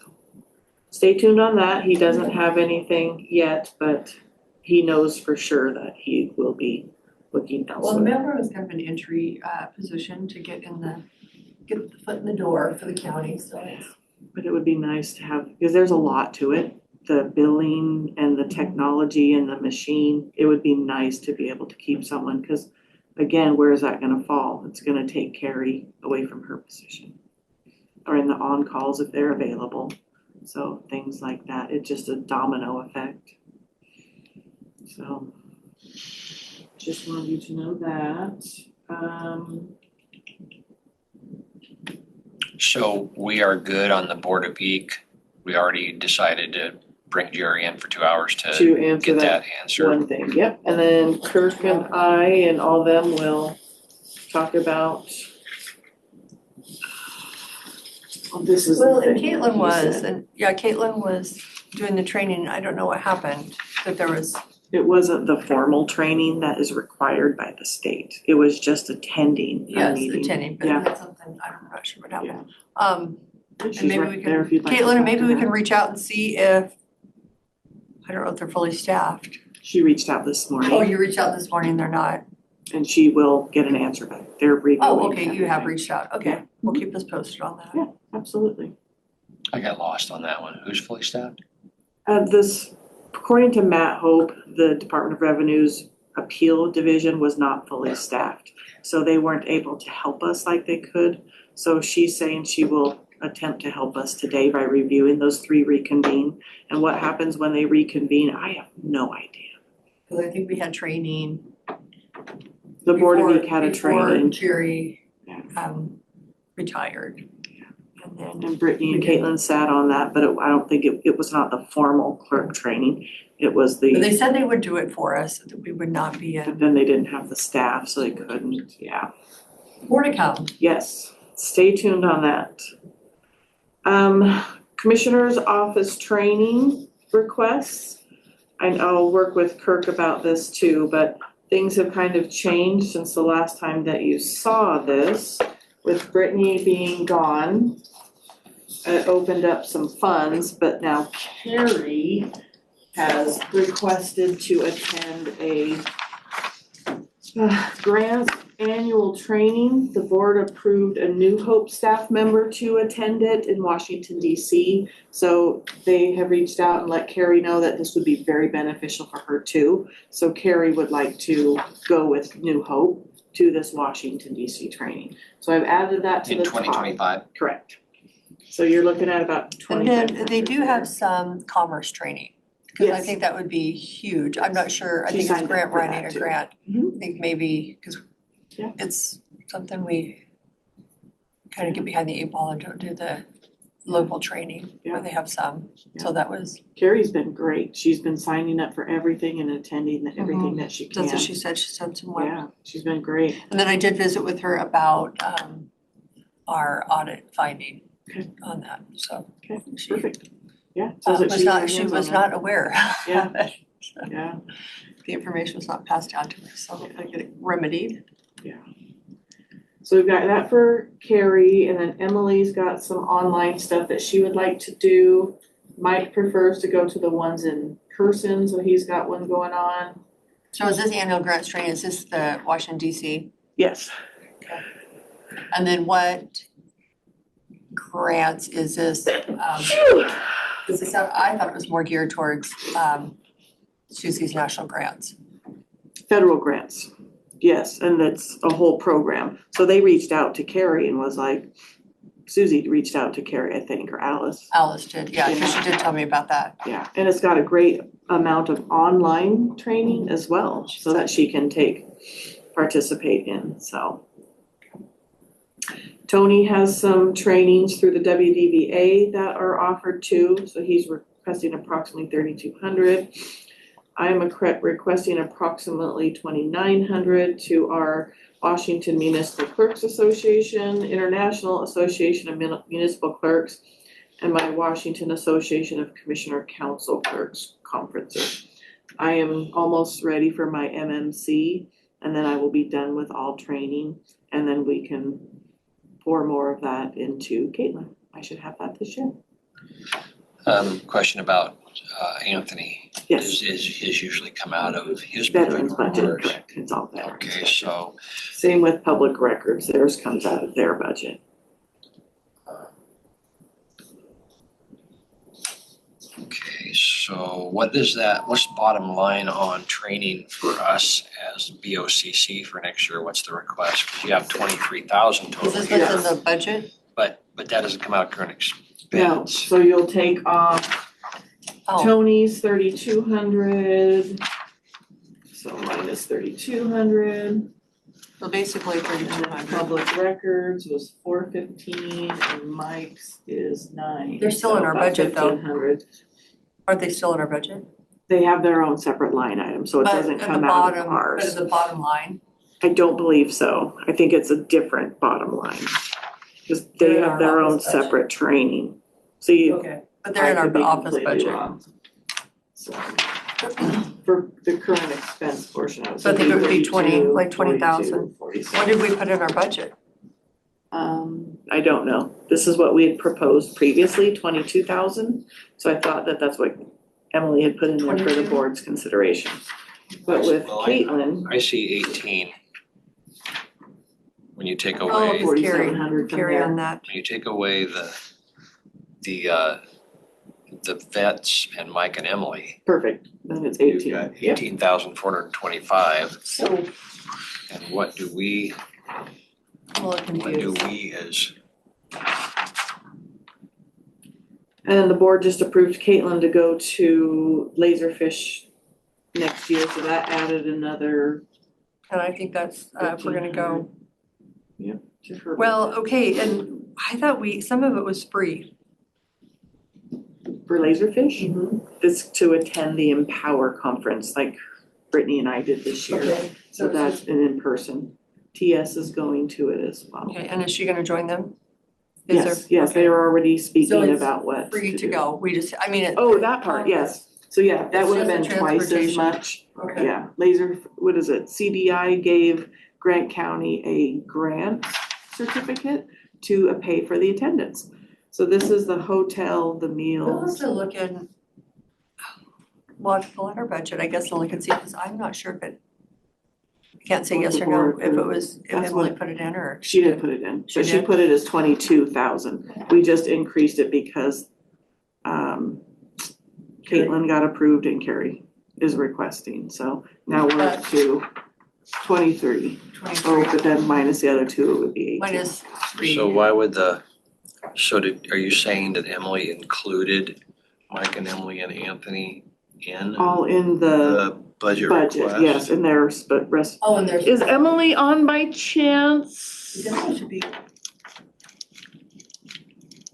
Caitlin? Yes, I am promoting her to a panelist. Awesome.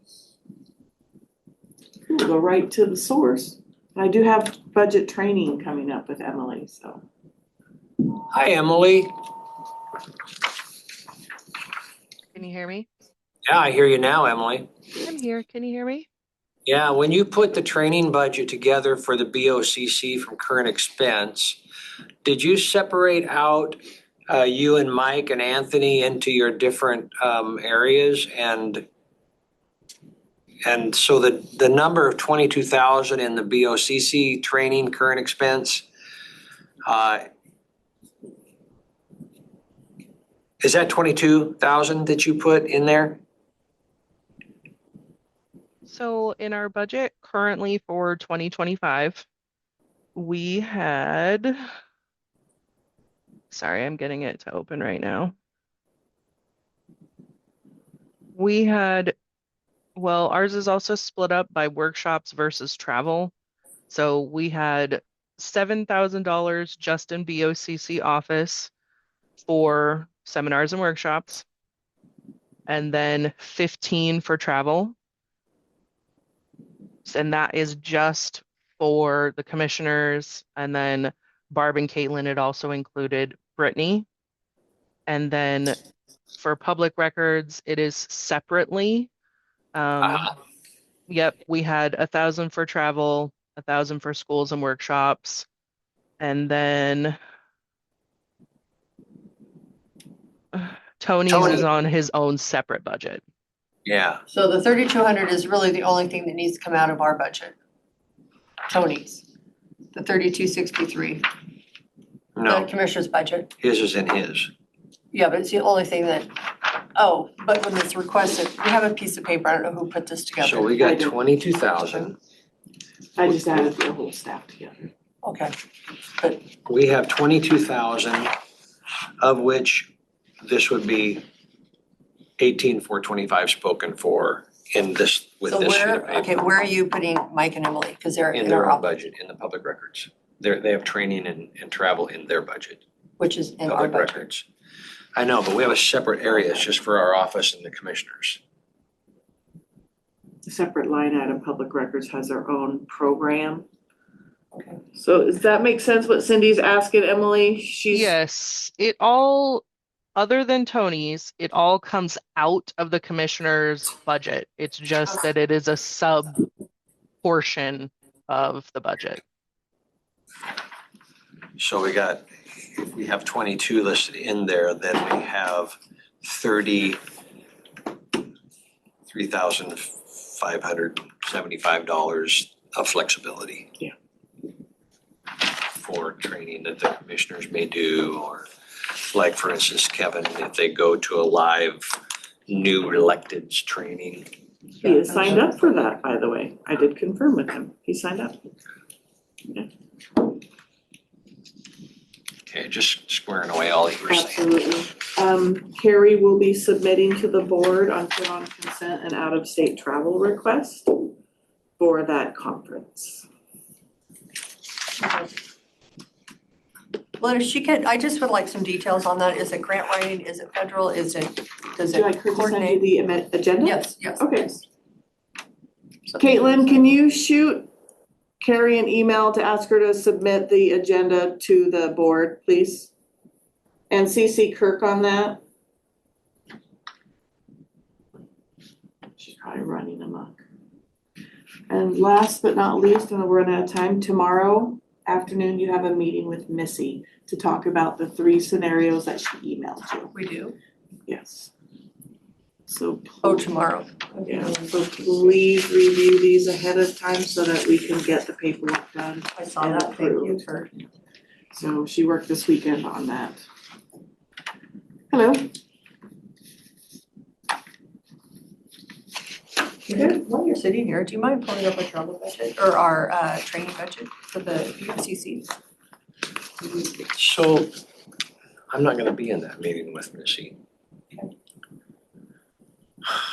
My understanding of what I've heard from you is that you would want to not do the 1%, but pull in the banked new construction and this year's new I construction didn't and say do that it. not. I don't think we should go back. If we skipped a year and didn't do a 1% increase, I don't think it's fair that we do a 1% from last year and 1% this year.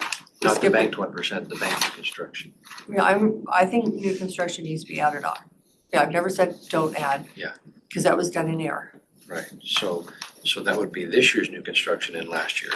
You can take that, but no 1%. If we didn't do the 1% last year, I'm not gonna do a 2% increase this year to make up for it. Well, but do you wanna do the 1% for this year? I'm not I in favor think- of it. but- I think if we don't do the 1% increase, then we're actually compelled to settle the negotiations, because if we're not taking that increase, and then just saying, if we tell our unions that we don't have the money to do an increase and we're not taking the revenue that we can, it throws us in, there's more to the scenario than just saying yes or no, so I will have to look at. But Okay, I'm just not gonna be in that meeting, so I'm Okay. kinda looking for what's I don't the think we discussion. will. Are we gonna make Yeah, I a think- decision in that meeting? You need to Oh. because we are running out of time to get this paperwork I guess we done. will be making a Before decision. the See, when I looked at that stuff, it was like Greek. That's what I would recommend you make time with Missy if you can then. Because it is very confusing. It used to be so simple, I just filled out the paperwork, but now the board's requesting scenarios for more decision making and it's just different. Okay, do you have any questions for me? Kate, or Mandy was going to look up at what our training is. I just wanna make sure we For 2025? put our training in, yeah. Yep, you betcha. Fair. Totally fine. More budget stuff, fun stuff. That's what Emily just gave us. So what's in our budget? Okay, no, they're fine. Okay. I'm sometimes what I assume and what I think is happening and what actually happened, just like our little Workshops and scenario. training for the BOCC and staff, not including public records and not including Tony, is 7,000 for workshops and training and 15,000 for travel. We've definitely increased our training more so than we over the years. Yeah, and I just want to make sure the training in DC, because Susie runs off a lot of state and federal grants, and where our grants are more of the compliance with commerce that they. We need to go into recess. It's 10:27. We are in recess until 10:30. Good morning. It is 10:31. We are here with Mandy from the auditor's office. Welcome. We're here for I guess our accounting update. Yes, and the commissioner's report for October are not yet ready. It'll be a short meeting. So, but I did do a high level snapshot by funds, trying to see what GP can give me. That would, I mean, so I have the cash on hand as of October 31st related to each fund and the total revenues and expenses to date versus the budgeted amounts. So it doesn't give you the detail of like what type of expenses, if it's salaries or professional services, but it is a high level as we near the end of the year, which funds are gonna have to pay close attention to. We are anticipating doing a few budget extensions related to current expense in December.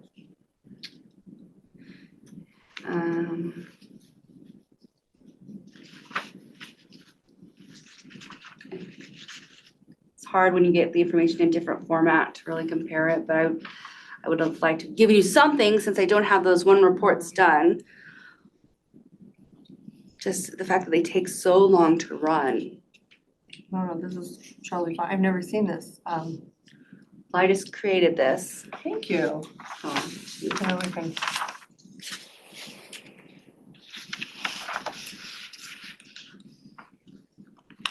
Oh, it's criminal justice. I'm thinking of the other account, 14 million. I don't know what that is.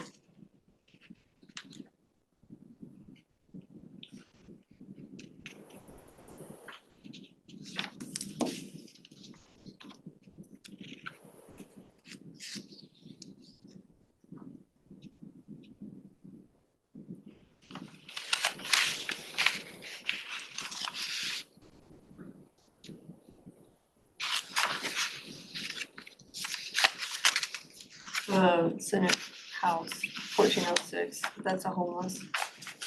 1406. Okay, we have 256,000 in our abatement fund. Good to know. I only see two of them that are red in the variance area, but there's others that are in the negative. I didn't mean to print them out in color. I was going Did you have them through, in color? I don't have them in color. I had started to do that and then I was like, I'm just gonna print, I didn't mean to print them in color, so sorry.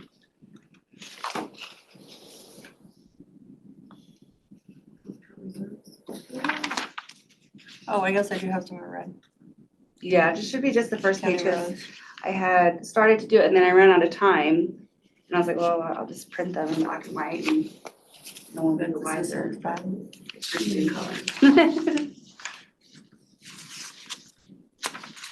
I would have done just a conditional formatting for negatives, but for the revenue This is really side, super, thank you. This definitely helps. it wouldn't have been inaccurate because the negatives aren't necessarily bad on the revenue side. Do you know who's high on overtime? Hmm? Do you know who's high on overtime? I don't have that report. That's part of the commissioner's package that we print every month, and so that will be emailed out to you hopefully before the end of the week. And then you'll have we're getting close to do budget transfers by the end of the year. Yes. Okay, for some accounts, because we had some accounts and we have a new person in our office doing it. Again, some of our accounts we keep an eye on it. We had several accounts that ended up in the negative. That our office is over several. in the commissioner's office? 2023. Okay. No, we, No, it wasn't like the commissioners, the budgets, we, like miscellaneous general government, some of those. we didn't- oh, Yeah, it was just kind of some oversight that, interesting. so. No, I plan to clean that up before the end of the year. Always fun. So a question for you, Mandy. Mhm. When the actual is more than the budget for revenue, Mm-hmm. why does it put it in parentheses? It's negative because the report I pull, revenues are a credit. And that's why they say, they're technically negative because of that, but they're not. I didn't have time to do that kind of conversion on the revenues. Because the report pulls them as a negative number, because it's on the credit side from GP. It's accounting. Yeah.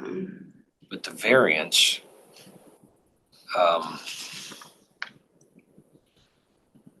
So the formula should be right to where we are, oh yeah, like so for example, INET forfeiture, we've collected 84 million more than we budgeted. 84 million. Mm-hmm. And so it's a negative number, but it's a positive thing. yeah, it just doesn't Yeah. make sense. We realize that they've spent more than they were budgeted, 113,000 more. So that would be in parentheses in my mind, right? That's correct. But when 84,000, you not 84 make million. more money in revenue than you budgeted, 84,000. that to me should not be, 84 Yeah, million. yeah, sorry. should be a We non-parentheses got 84 number. million. We need to use these funds for the jail. We caught a big fish this year. Oh, we did, yeah. No, I understand that, Danny, and like I said, this was something I did new and. I just appreciate having this, so thank you for running this report for us. Yeah, I had to build it. It wasn't something I could just run and I had to take the budget, compare it to an actual report and roll it all up by fund. Cash on and- hand. Yeah, that I just take from Daryl's spreadsheet, Yeah. so there's some minor differences. He accrues revenues, we don't accrue them. So, but that's not significant. Okay, it's good to have that in the basement fund. That was one of my questions earlier. Okay, Danny, do you have any questions for Mandy?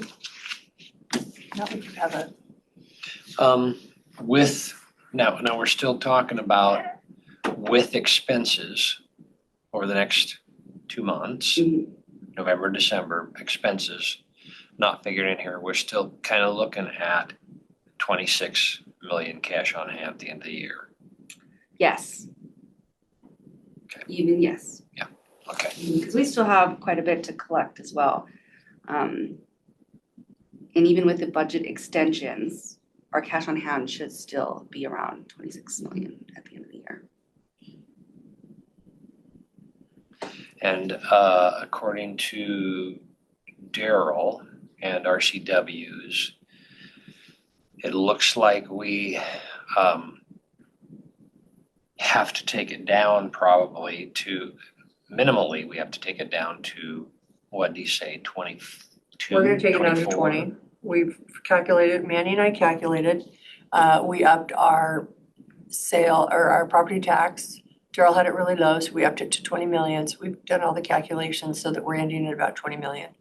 So we'll be in compliance. We have as it's budgeted. 1.3 million to play around with, so we're Oh, I short know somewhere. what the question was though. Mhm. That when you're over with the cash on hand, you can't project in 2025 to take it down. You have to take it down before 2025 to a certain level. That's what we had to last year. We had to move some funds before the end of the year. That was his concern. To get us down to the correct level of cash on hand. We'll be fine this year. We've got it figured out in our budget.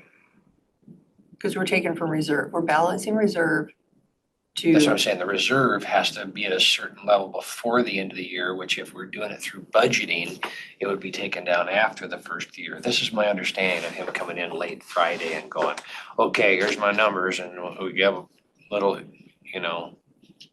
And so that's why last year they moved the ERP money and the left benefits and about 7 million in November, which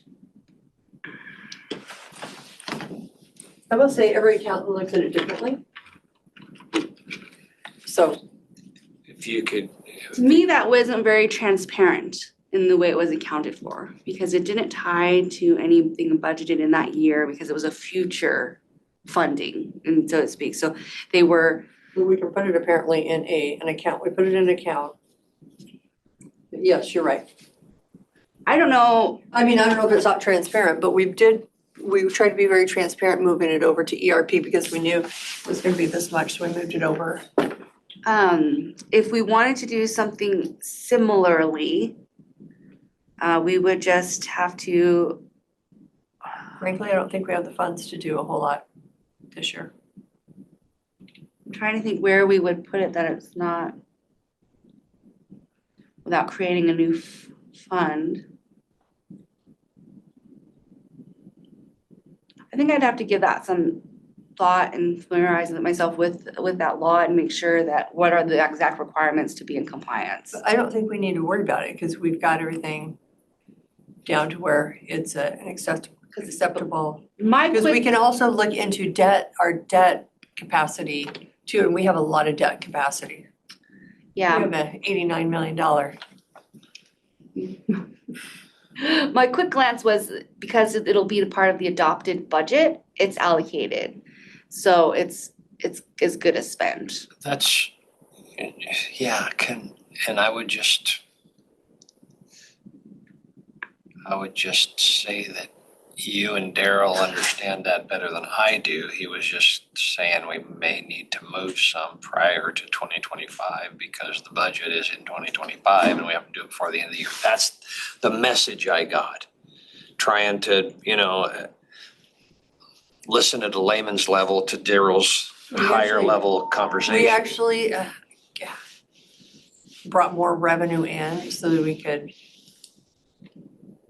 take money out of reserve and not dip our reserves way down.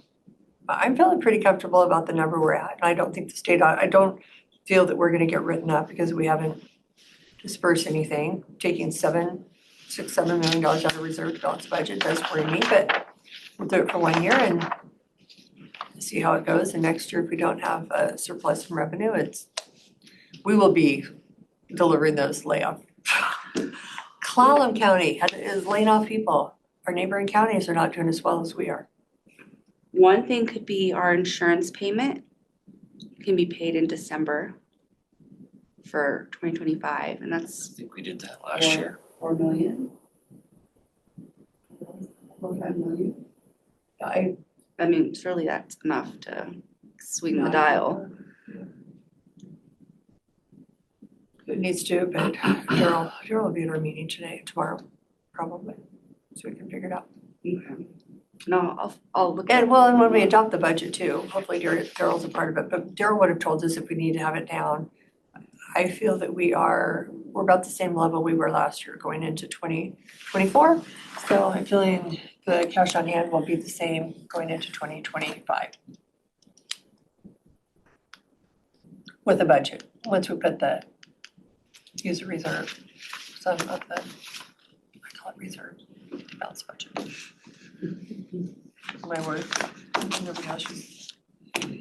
Okay, any other questions for Mandy? No, Mandy, thanks for all your help on this. And Mandy, I do really want to thank you I know you have Tyler Tack, you have the budget. You have had a lot of things that were thrown at you just at 100 miles an hour that needed to get done. So thank you for being the one-woman show, the one-man show, get the budget and everything done, and thank you. You're very welcome. You're very dedicated. Leave these for Rob, I don't know if he'll want one. Okay. Well, it is 10:44. We are in recess until 11:30. You gave me two the same thing, right? Oh, yeah, it's just an extra one. I didn't know who else would come. Is the sheriff? Okay.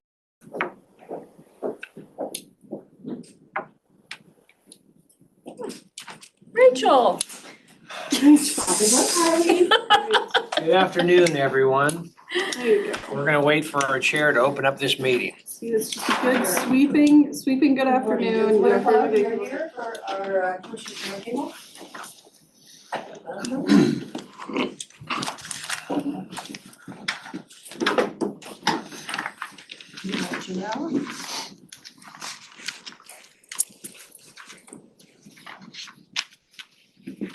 Review of consent agenda items. Anybody in the room have something to add? Chris? I do, Madam Chair, thank you. I do have a walk-on regarding the annual comprehensive plan amendments and development regulations, resolution and ordinances. That could be a walk-on for tomorrow, that would be great. Have it already listed. Okay, and our office has it, or Caitlin has it? I have it right here. Okay. Oh, just a little big guy. ol'- Yep. Okay. Okay, walk-on. Anything else? Okay, any roundtable? I guess you mean me when you say consent items. You said in the room. I thought you were asking everybody out there. Well, yes, I was asking here.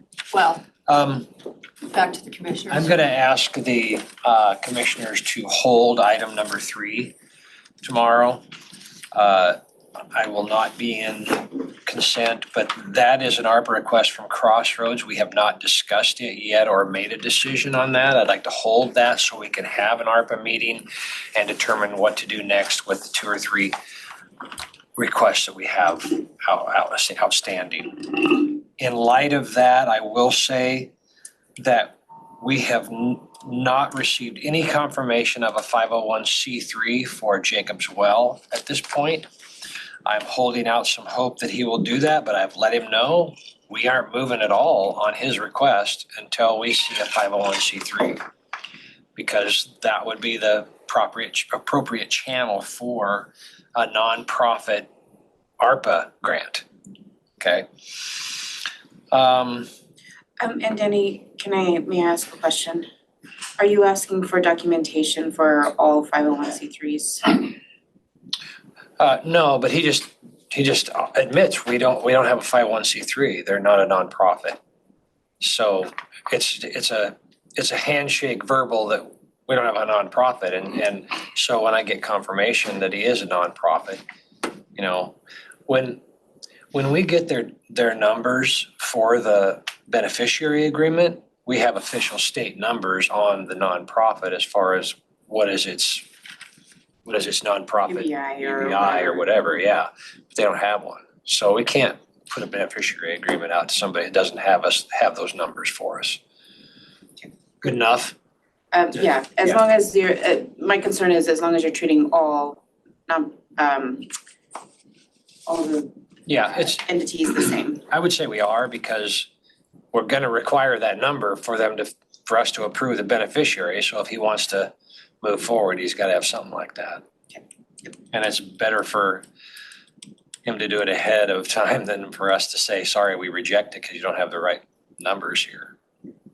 Yeah, and again, as long as you're following the same procedure for each. Well, we've never run up against somebody who didn't have it when they requested the funds, so I guess it's a lone wolf a little bit, yeah. I had a question on number 7.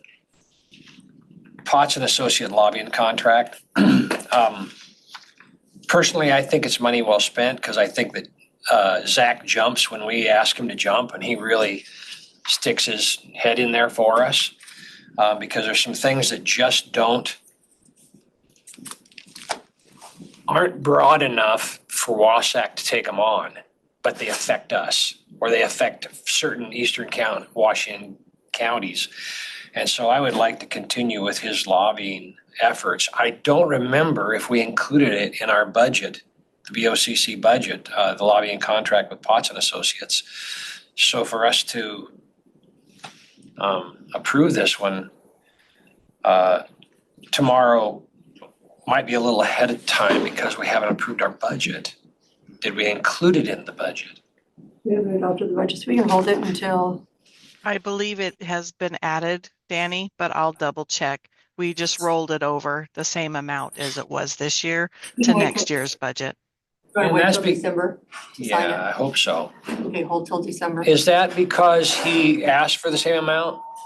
That is correct. He submitted his contract for the 2025 year in the same amount.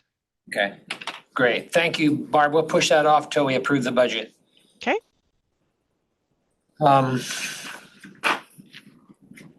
Number 10, I just wanted to say that I kind of like the changed tagline for the Tourism Commission. From just natural ingredients to nature's playground. I totally agree with you. Number 13, it's still a no matter how many times we get a letter from the LCB saying that they can't do it, we still have to answer no on that one. So that's an important, piece of the puzzle there. And number 14, I don't know if anybody in this room can answer this or anybody online, but it's just weird to me that solid waste surpluses the BOMAG and then they have to buy it back. Is that because it was on ER&R or what? Does anybody understand why they would have to spend $18,000 to buy back something that they surplused and it never sold? It confused me when I read that. Unless they have the minimum, I thought they were I didn't think that went. It didn't meet the minimum bid. Nobody I bid. I thought this is a piece of equipment they didn't put in the auction. I thought somebody else was gonna buy it, or maybe we bought a BOMAG from somebody else. So this would be a great question for Public Works when they are here. I don't know if when they They're put not in the coming auction, today, though. if it doesn't hit a certain bid, I don't know why we have to buy it back. I'm just like, Unless why would the entity that is surplusing it have to buy it back? It doesn't make any logical sense to me. Maybe our procurement expert in the room could help us with that one. Don't look around, Tom. For everything but Public Works, so, but I am trying to text our Public Works Director right now. Yeah, I thought it was a valid question. I'm like, And that's the last one I would like to have an answer on before tomorrow's consent. Even though I'm not voting tomorrow, I just wanted to bring up my concerns. It doesn't say buy, request to sell a BOMAG trash compactor to Grant County Solid Waste for $18,000. This was previously declared. They're gonna surplus sell and it to did not solid meet waste and it came from reserve. solid waste. But it was in solid waste, I think it's in the ER&R. So they'll take it out of ER&R and solid waste will probably just buy it outright. That's what I thought might happen. If it's on ER&R, then maybe they have to buy it and they're just gonna use it until it just doesn't run anymore. I don't know. So, yeah, I don't think they have to buy it from the auction. I A think little it just- explanation would be good on that one. That's my feelings, they're gonna buy it out of ER&R. That's all the consent items that I wanted to discuss. I will point out that a date was incorrect on the one thing on the L-tax, and we changed that. That's fixed for consent tomorrow to be October 28th instead of November 28th. Thank you, Caitlin. And other than that. Robert, just clarifying, you will be here tomorrow, Yep. okay? And then you'll be out on Wednesday. When are you leaving for, I don't know what my hotel is, so I was gonna find out today. Haven't gotten an email for it. I would assume that you're in on the 19th then anyway. That'd be the latest. It would be logical to show, Yeah. Okay. I have a couple of roundtable items, Madam Chair. Okay, any other questions we're done with the consent agenda items?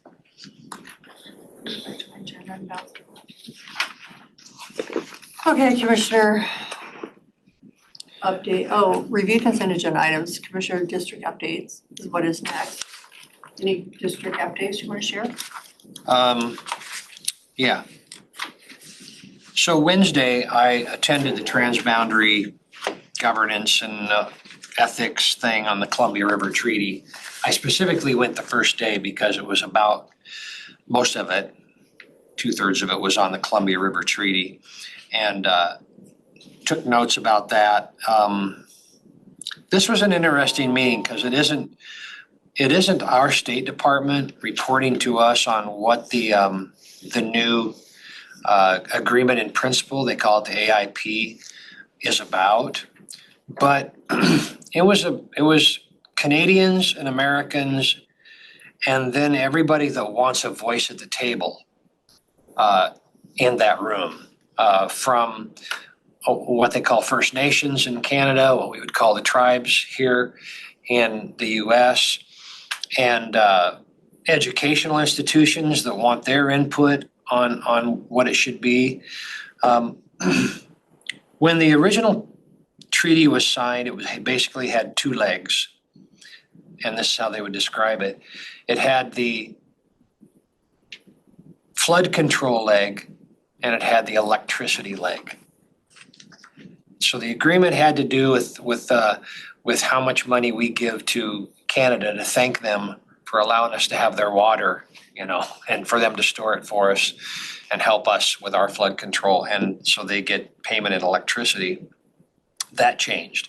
The third leg is the cultural environmental leg, which this transboundary thing had a lot to do with. So the tribes and the First Nations are at the table right now with this whole process.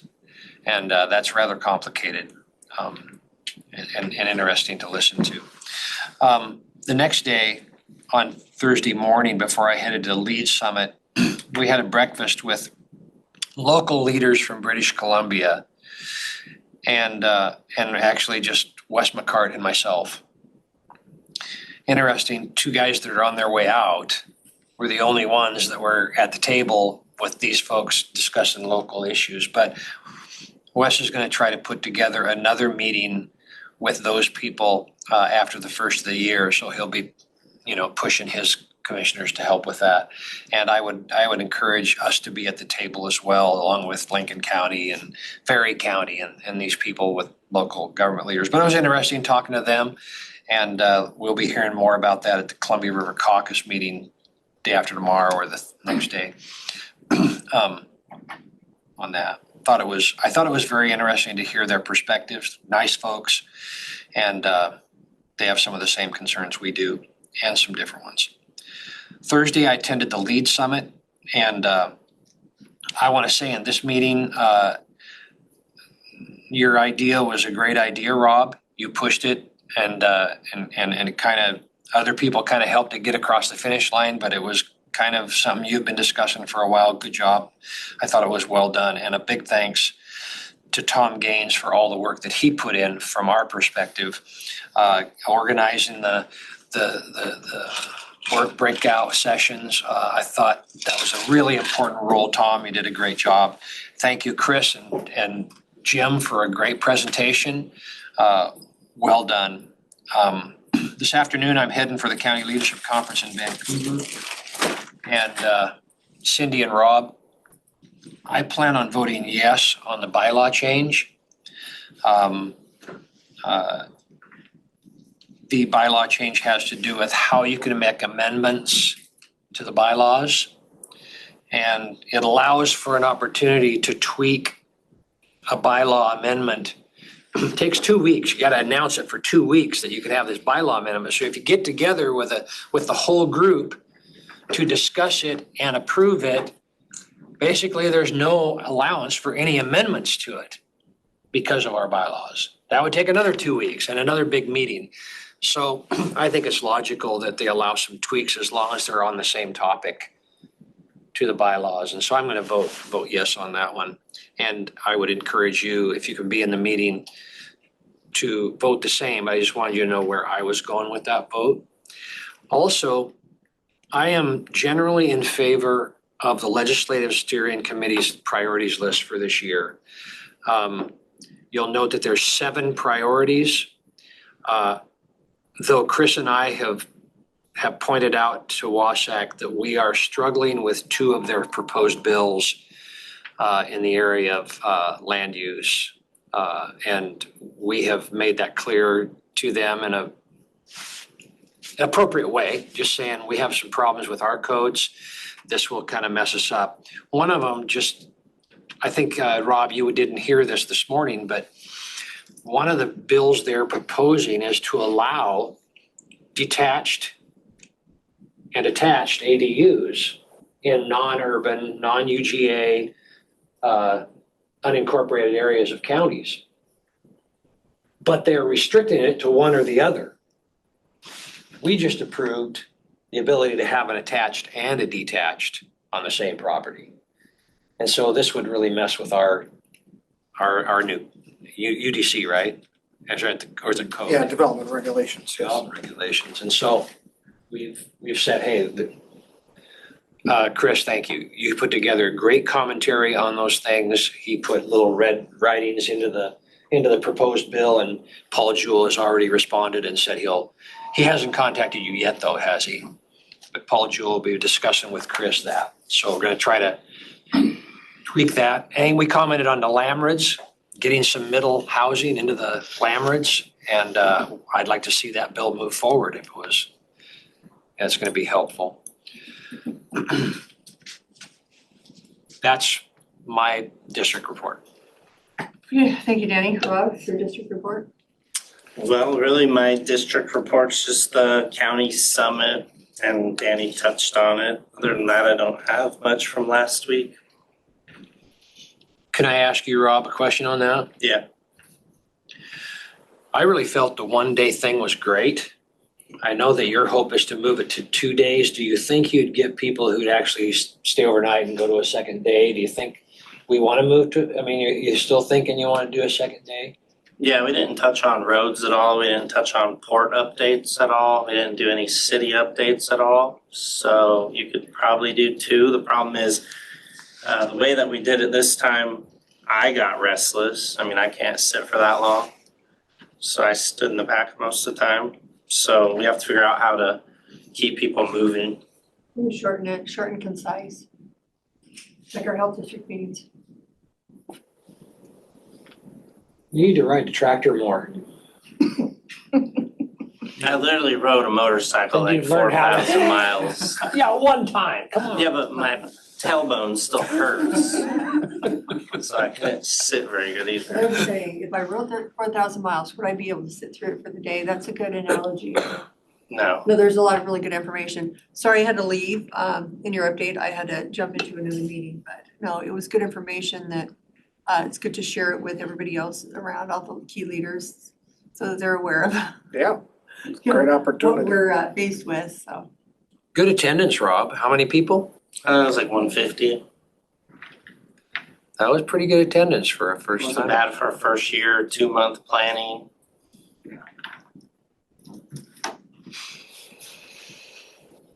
Yeah, and then the lead summit, did that last week. I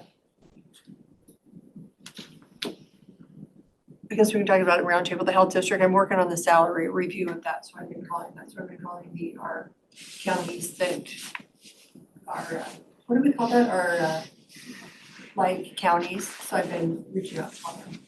And Rob, you weren't here at Cloud County. I had called them and it was just a little hectic there in their HR department Friday afternoon because they just delivered their layoff letters to their employees. So we're looking pretty darn good here in Grant County. We haven't had to Keep growing, so. issue any layoff letters, but not fun. That's a roundtable issue for me, Cindy. Can I ask you about it? Yeah, Since we don't really have a round. Why are we having another health board meeting this week? I wasn't able to finish out the Oh, it's meeting. I had to because leave early. we're into it 3 hours and we're continuing our executive session for, Salaries, yeah. a salary. Yeah, so read your information that you had received. And since we're talking about this, I thought we were supposed to be sticking to an hour and a half meetings. So we need to either be done after Well, I 2 was hours, after 3 2. hours. I left after 2. But after 3 hours, we're not getting anything done and everything's just rolling around. And I said, we've got young moms there, they need to get to their families. It's not fair to them that, they're waiting to put their kids to bed or whatever. You can tell by the excitement on the board, everybody's ready to be done. So I asked them.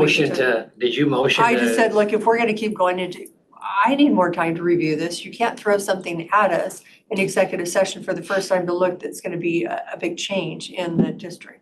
So give us a little bit of time and so we can discuss it or think about it. So I did ask for that because we just wasn't, kind of like doing our budget, if we were presented our budget for the county, and then we had to remake a decision, and we just would keep extending it. It's just nice to sit there and read about it, just take a minute, figure out where we're at and where everybody else is on it, and resume. I assume, I You're understand, doing this much. you just said that you've been doing some investigating Well, and that's on what I this would topic. say on our director's salary, I'm just, because they have like Thurston County is one of our comparable counties. Yes? So obviously, I'm not a part of the conversation and the executive session, but I just No. wanted to make sure that. No, what we're talking about was not executive Okay, session. okay. I am doing we had a salary survey for our director. Okay. And the comparable counties they used were like Thurston, Benton Franklin, Yakima. Some of the ones we don't use, because we don't use Thurston County, some of our bigger counties, Spokane County. So I am reaching out, but there was another executive session, but it was different than. so I'm struggling that I can even be in that meeting tomorrow based on what's going on with Was it tomorrow or Wednesday? Wednesday. Yeah, so, yeah, I just don't know. So anyway, I'll trust that you got your information and you're ready to Did you get fly. the information? You should. I did get something from her. I didn't read through it because I was busy getting ready for reading all the documents for the actual conference. So, thank you. I was going, what in the heck? Why are we Thank you, doing? Gina, for sending me our comparable counties so I could reach out to them. So, still in the works. All right. Okay, district updates. We're gonna call that good. America 250. I met with the Washington State Historical Society last week, and they are celebrating 250 years. It's not sesquicentennial, but it's something like that. And Trump, I think the fairgrounds said something over about this. He is going to start a big fair. It sounds like the World Fair, but in May, Memorial Day, and then go through the 4th of July in 2026. So it's kind of a little over a year celebration. And what they're asking is that each county, each city, every entity, that they do something while they're celebrating, like their Spring Fest, they kind of incorporate 250-year celebrations. We're gonna have a year-long celebration. Maybe the rodeo wants to do something, the fairgrounds could do something. And that's really the first I had heard was the Grant County Fair. They had mentioned something in their minutes about it. So just putting that on the radar. And they will be sending something out. I believe the governor's office will be sending something out on, what day is that? Where they want only 2 lights. Each courthouse should only have 2 lights signifying Paul Revere. When he came into town, they had 1 by land, 2 by shore. And so what day is that? So we're having starting that commemoration off on the kickoff. But we will get more information on Okay. whatever Paul Revere Okay. day is. It's not Paul Revere Day, but I think it's is it in May? The British are coming day. By land, 2 by sea. Is that what I said? 2 by. 2 by sea. Sure. Well, you know what I mean. You knew exactly what I was talking about. I was off. But anyway, I'll Google that day and let you know but you'll be getting something. So I thought it would be really cool to our courthouse, we could do the 2 lights in. Because sometimes when we change our lights up, people ask what's going on, or if we lower the flag. Okay, so more to come on that. I think currently they don't have funding, but they will be having some type of funding probably. And the clerk's office emergency request for anticipated overtime. We got an email from Kim. Barb put it on the agenda because she was just notifying us when they are able, their computer system is up and rolling. They will be having a backlog of stuff to input in their system. And they're probably gonna need overtime. Kim does not have overtime in her budget. It appears that the overtime will be,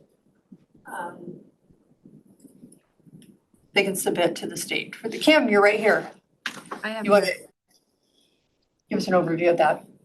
Our system is back up today. It's not fully functional, but we are, for the most part, operational. So now it is catch-up time. So the anticipated overtime would be so that we can work 2 hours of overtime per day through the end of November. I think that if we're able to do that many hours, that will get us caught up by the end of the month. We were down from November 2nd through the 17th.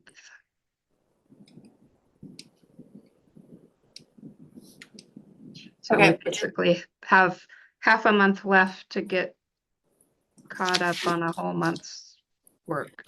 There's a possibility about the overtime will be reimbursed. It's a reimbursable. AOC sent us paperwork to do a voucher for our overtime, but they do not have confirmation that there is, in fact, funding available, but they're hopeful that the legislature will approve that. I think with such an unprecedented outage and having it affect all the courts, municipal, district, superior, courts of appeal, Supreme Court, we've all been affected, and I can't imagine that they won't get approval for some funding for that. But there could be possible overtime for this year, so we just, Kim will probably have to do a budget extension, so I asked Kim if she would just send a letter to the commissioners, so. Is this the letter? Kim, do you have a round number that you think it's gonna cost? I don't. We've just been scrambling to keep the doors open. But Mandy will probably have a good estimate, middle of next month, so we can look at that, and if we need to do a budget extension, we can do it at that time. If the commissioners are okay with it. So Madam Chair, are you looking to add this as a walk-on tomorrow? I don't know if you needed a walk-on. Typically, we don't, if we're requested, or we have other departments that utilize overtime that don't have a budget for it in December, we just do a budget extension. So I did not want to make the call, so that's why it's coming to the board. So we can just treat it like the other offices or departments go over for their overtime and just do a budget extension.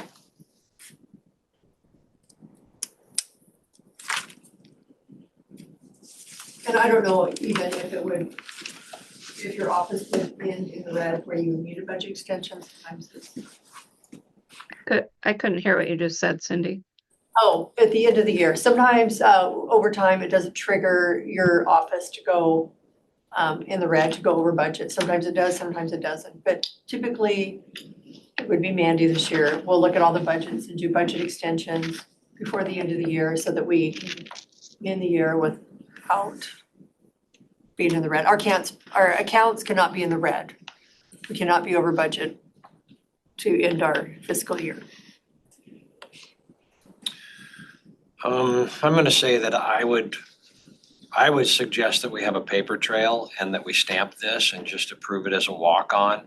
That we have said, go ahead and do what you need to do to get this caught up as an item on consent. Because it's obvious you need to do it, but I think it's better to have a paper trail that we actually have a stamp on this and initials myself. Okay. Rob? Good with it? Okay, so we will do that. Kim, it'll be on the agenda, the consent agenda tomorrow. Okay, great. Thank you.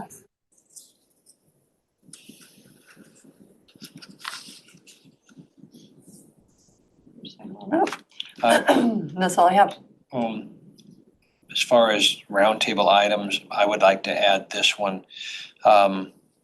As you recall, Dave Dormeyer and the pastor at Desert Church came in quite some time ago. We gave him the process that would have to take place for doing that. He asked if we could begin the process of changing the lease to move toward a short plat. just really feel we need to discuss or discuss with the museum or discuss it among ourselves and decide whether we even want to move toward a portion of that property being short platted and surplused or not, because they need, we kind of should just answer them instead of kind of keeping it hanging. I want to put that out here because I don't think I want to discuss it at length today, but I wanted in the next workshop or next week on roundtable that we could talk about that and decide how are we gonna respond to them. Caitlin, do you mind putting on our roundtable miscellaneous discussion items for next week, please? I want to also, Cindy, I don't know how much you worked on it. You were tasked with working with HR to formulate the, it's called on the draft I got, the risk and safety specialist. And I know that Gina and Decorah have worked hard on that, and you've had input on that as well. You've said you had some changes to the draft. And I already implemented those. just want to thank you guys for that work. I sent you an email about it. I thought it was fine. There were some typos, something wasn't plural, it should be plural, those kind of things, just Scrivener type things. Other than that, I liked it in general. Also, we have on our consent, sorry, I think it's on consent, the $70,000 for the Grant County Animal Outreach. That's to help with this year's shortfall.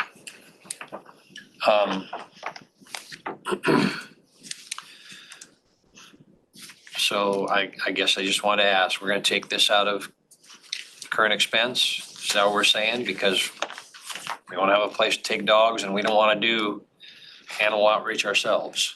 Is that the opinion of us all? Yes. Okay. All right, I just want to know that before we head into consent. And they've already asked us for 100,000 extra, so that'll be 200K next year, a lot of money. And I realize it's going to cost us. But I did struggle with that funding going out there, but I think that's what we have to do. I think we have Danny's dog yard. And would you like to have a little dog yard up in your neighborhood? Well, we got Daryl's daycare. Danny's doggy daycare. There you go. There is money in that. Seems like we already have an animal daycare at our house farm. So, no. What's a few 60 more? Anything else? Thank you, that's all I got. I have something. Caitlin? I just need, the staff, we all need some guidance. So, Rochelle from Cooley Creative, reached out to me this morning because there is a grant that is open through the state of Washington Tourism. It is Rural Tourism Marketing and Production Grants. It can be used for things like photography and video production, that sort of stuff. They want to apply for this grant. And so she reached out because she needs numbers like ID numbers and the tax codes and whatever for the county. But we just need to know how to proceed with this because tourism met with the commissioners a while back to ask if it was okay for them to apply for outside grants, like grants outside of LTAC. And you guys had said, yes, that was okay, but that they should be pass-through grants because it would be grants for Grant County to let tourism use, basically. And the chair, Amanda, had said that she would reach out to Carrie, the grants admin person, and she has not done so. And up until this point, it wasn't a problem because they did not actually apply for any grants until now. They want to apply for this one. So, because we have different offices and departments that apply for grants, but do they go all through Carrie? Do they go through your office, or everybody just kind of does their own thing? the problem is that this goes through the commissioner's office now. That would just, yes, and it would be purchasing things for tourism. And so originally you guys had said, well, it was discussed about all grants outside of LTAC for tourism just being pass-through grants, since you guys are essentially the department head for tourism.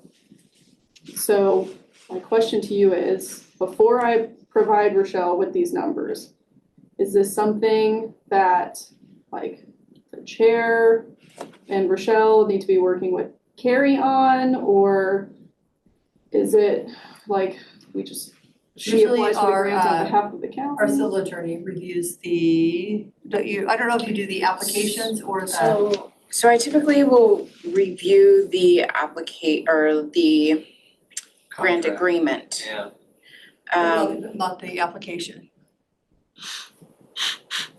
I think it's dependent On the type of grant. I have reviewed some of the applications, but generally it's the agreement. Well, I think if she is, I'm assuming since she is working for Grant County Tourism, she can apply for the grant and it would be for Grant County Tourism, Grant County. Yes. So we could give her the information. So she'd actually be applying for this grant on our behalf Yes. because the committee is an advisory committee to Yes. us. I have a process in my mind that I would like to suggest. Okay. Caitlin emails Amanda, the chair, and says, is it your wish to apply for this grant? If so, we'll give the green light to Rochelle to go ahead and fill it out and get it in. Okay. And then it'll start coming through us as far as review and all that if we do receive the grant. And then Carrie would manage it. Hmm? And Carrie would manage it. Yeah, Carrie would Yeah. manage it. Once Commerce gets the application, they'll contact me as long as they've got my info on the application. So the As contact lead person would grant. need to be Carrie. Mm-hmm. To me, my suggestion puts the committee, the advisory committee, in charge of it, not just their contractor. And that they are saying yes, and then their contractor will do the application. And would you guys recommend me telling Rochelle that she should work with Carrie for the application, just to make sure there's no steps skipped, or is that? Because Carrie was saying that I'm there's gonna ask like, Carrie they that have to question. put her information on there for the Department of Commerce to reach out.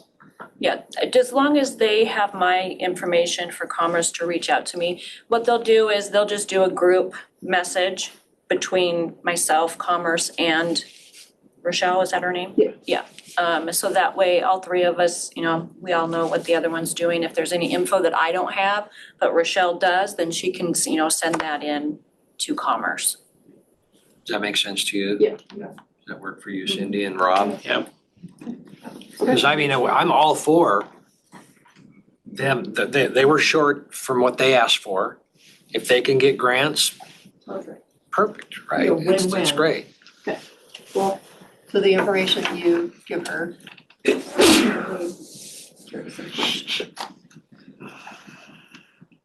Okay. That is what I had. If that is it. I've given you a sketch, the latest iteration of a single point of entry for you to take a look at and anybody else who wants to see it. But following that, we need to schedule a meeting with the sheriff and discuss what we do with all of our external doors once this gets done. Well, then closed.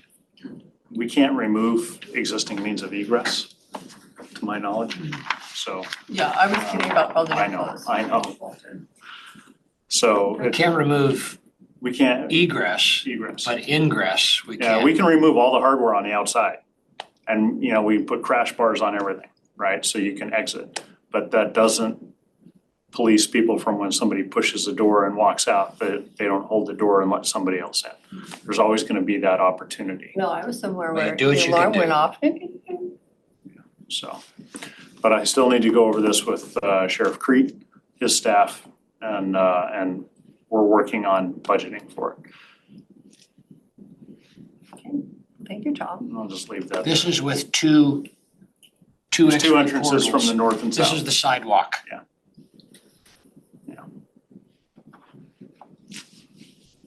Thank you, John. Again, thanks for all your construction needs. Same time. Always seem to pop up. Okay, anything else? It's 1:41. We are in recess until 3 o'clock, when Danny will be out and we'll have an open public record hearing for SIP. So I'll see you at 3, Carrie. All right. Yeah, okay. Ditto. Thanks, everybody. Thank you. Yeah. Have a great Really week. creative is probably gonna show up I'm one of these driving to days and just Vancouver like. now. No, it should be pretty easy. She should be able to apply. You gotta keep everybody else and then. Yeah. Yeah, I was just concerned.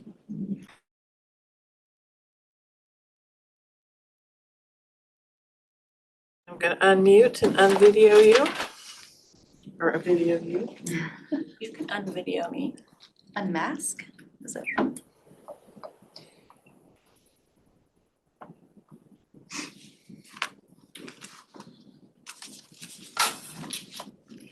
Commissioners, you are live.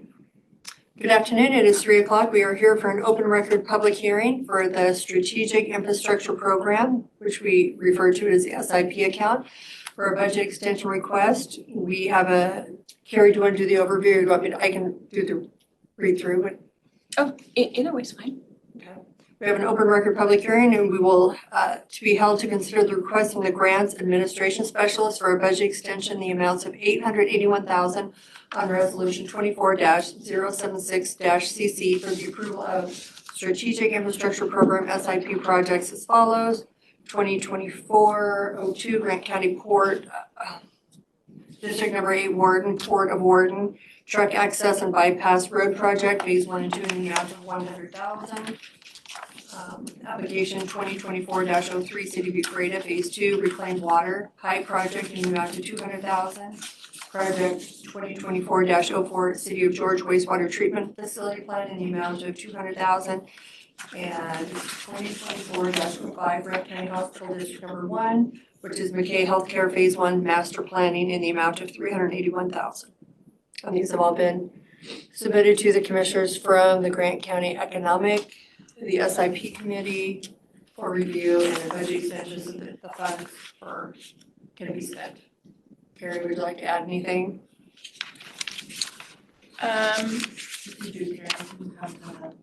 Oh. That pretty much covered it. Okay, Carrie's done an exceptional job as she has stepped in. She's been in this position for a little over a year. So we appreciate Carrie's help. Any other questions, Rob? Nope. I don't believe Danny, Commissioner Stone is here and we will, he is en route to a conference for the county. Any other public comment?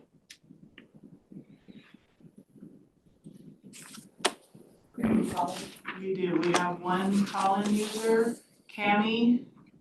Do you have any comment for this hearing today, Cami?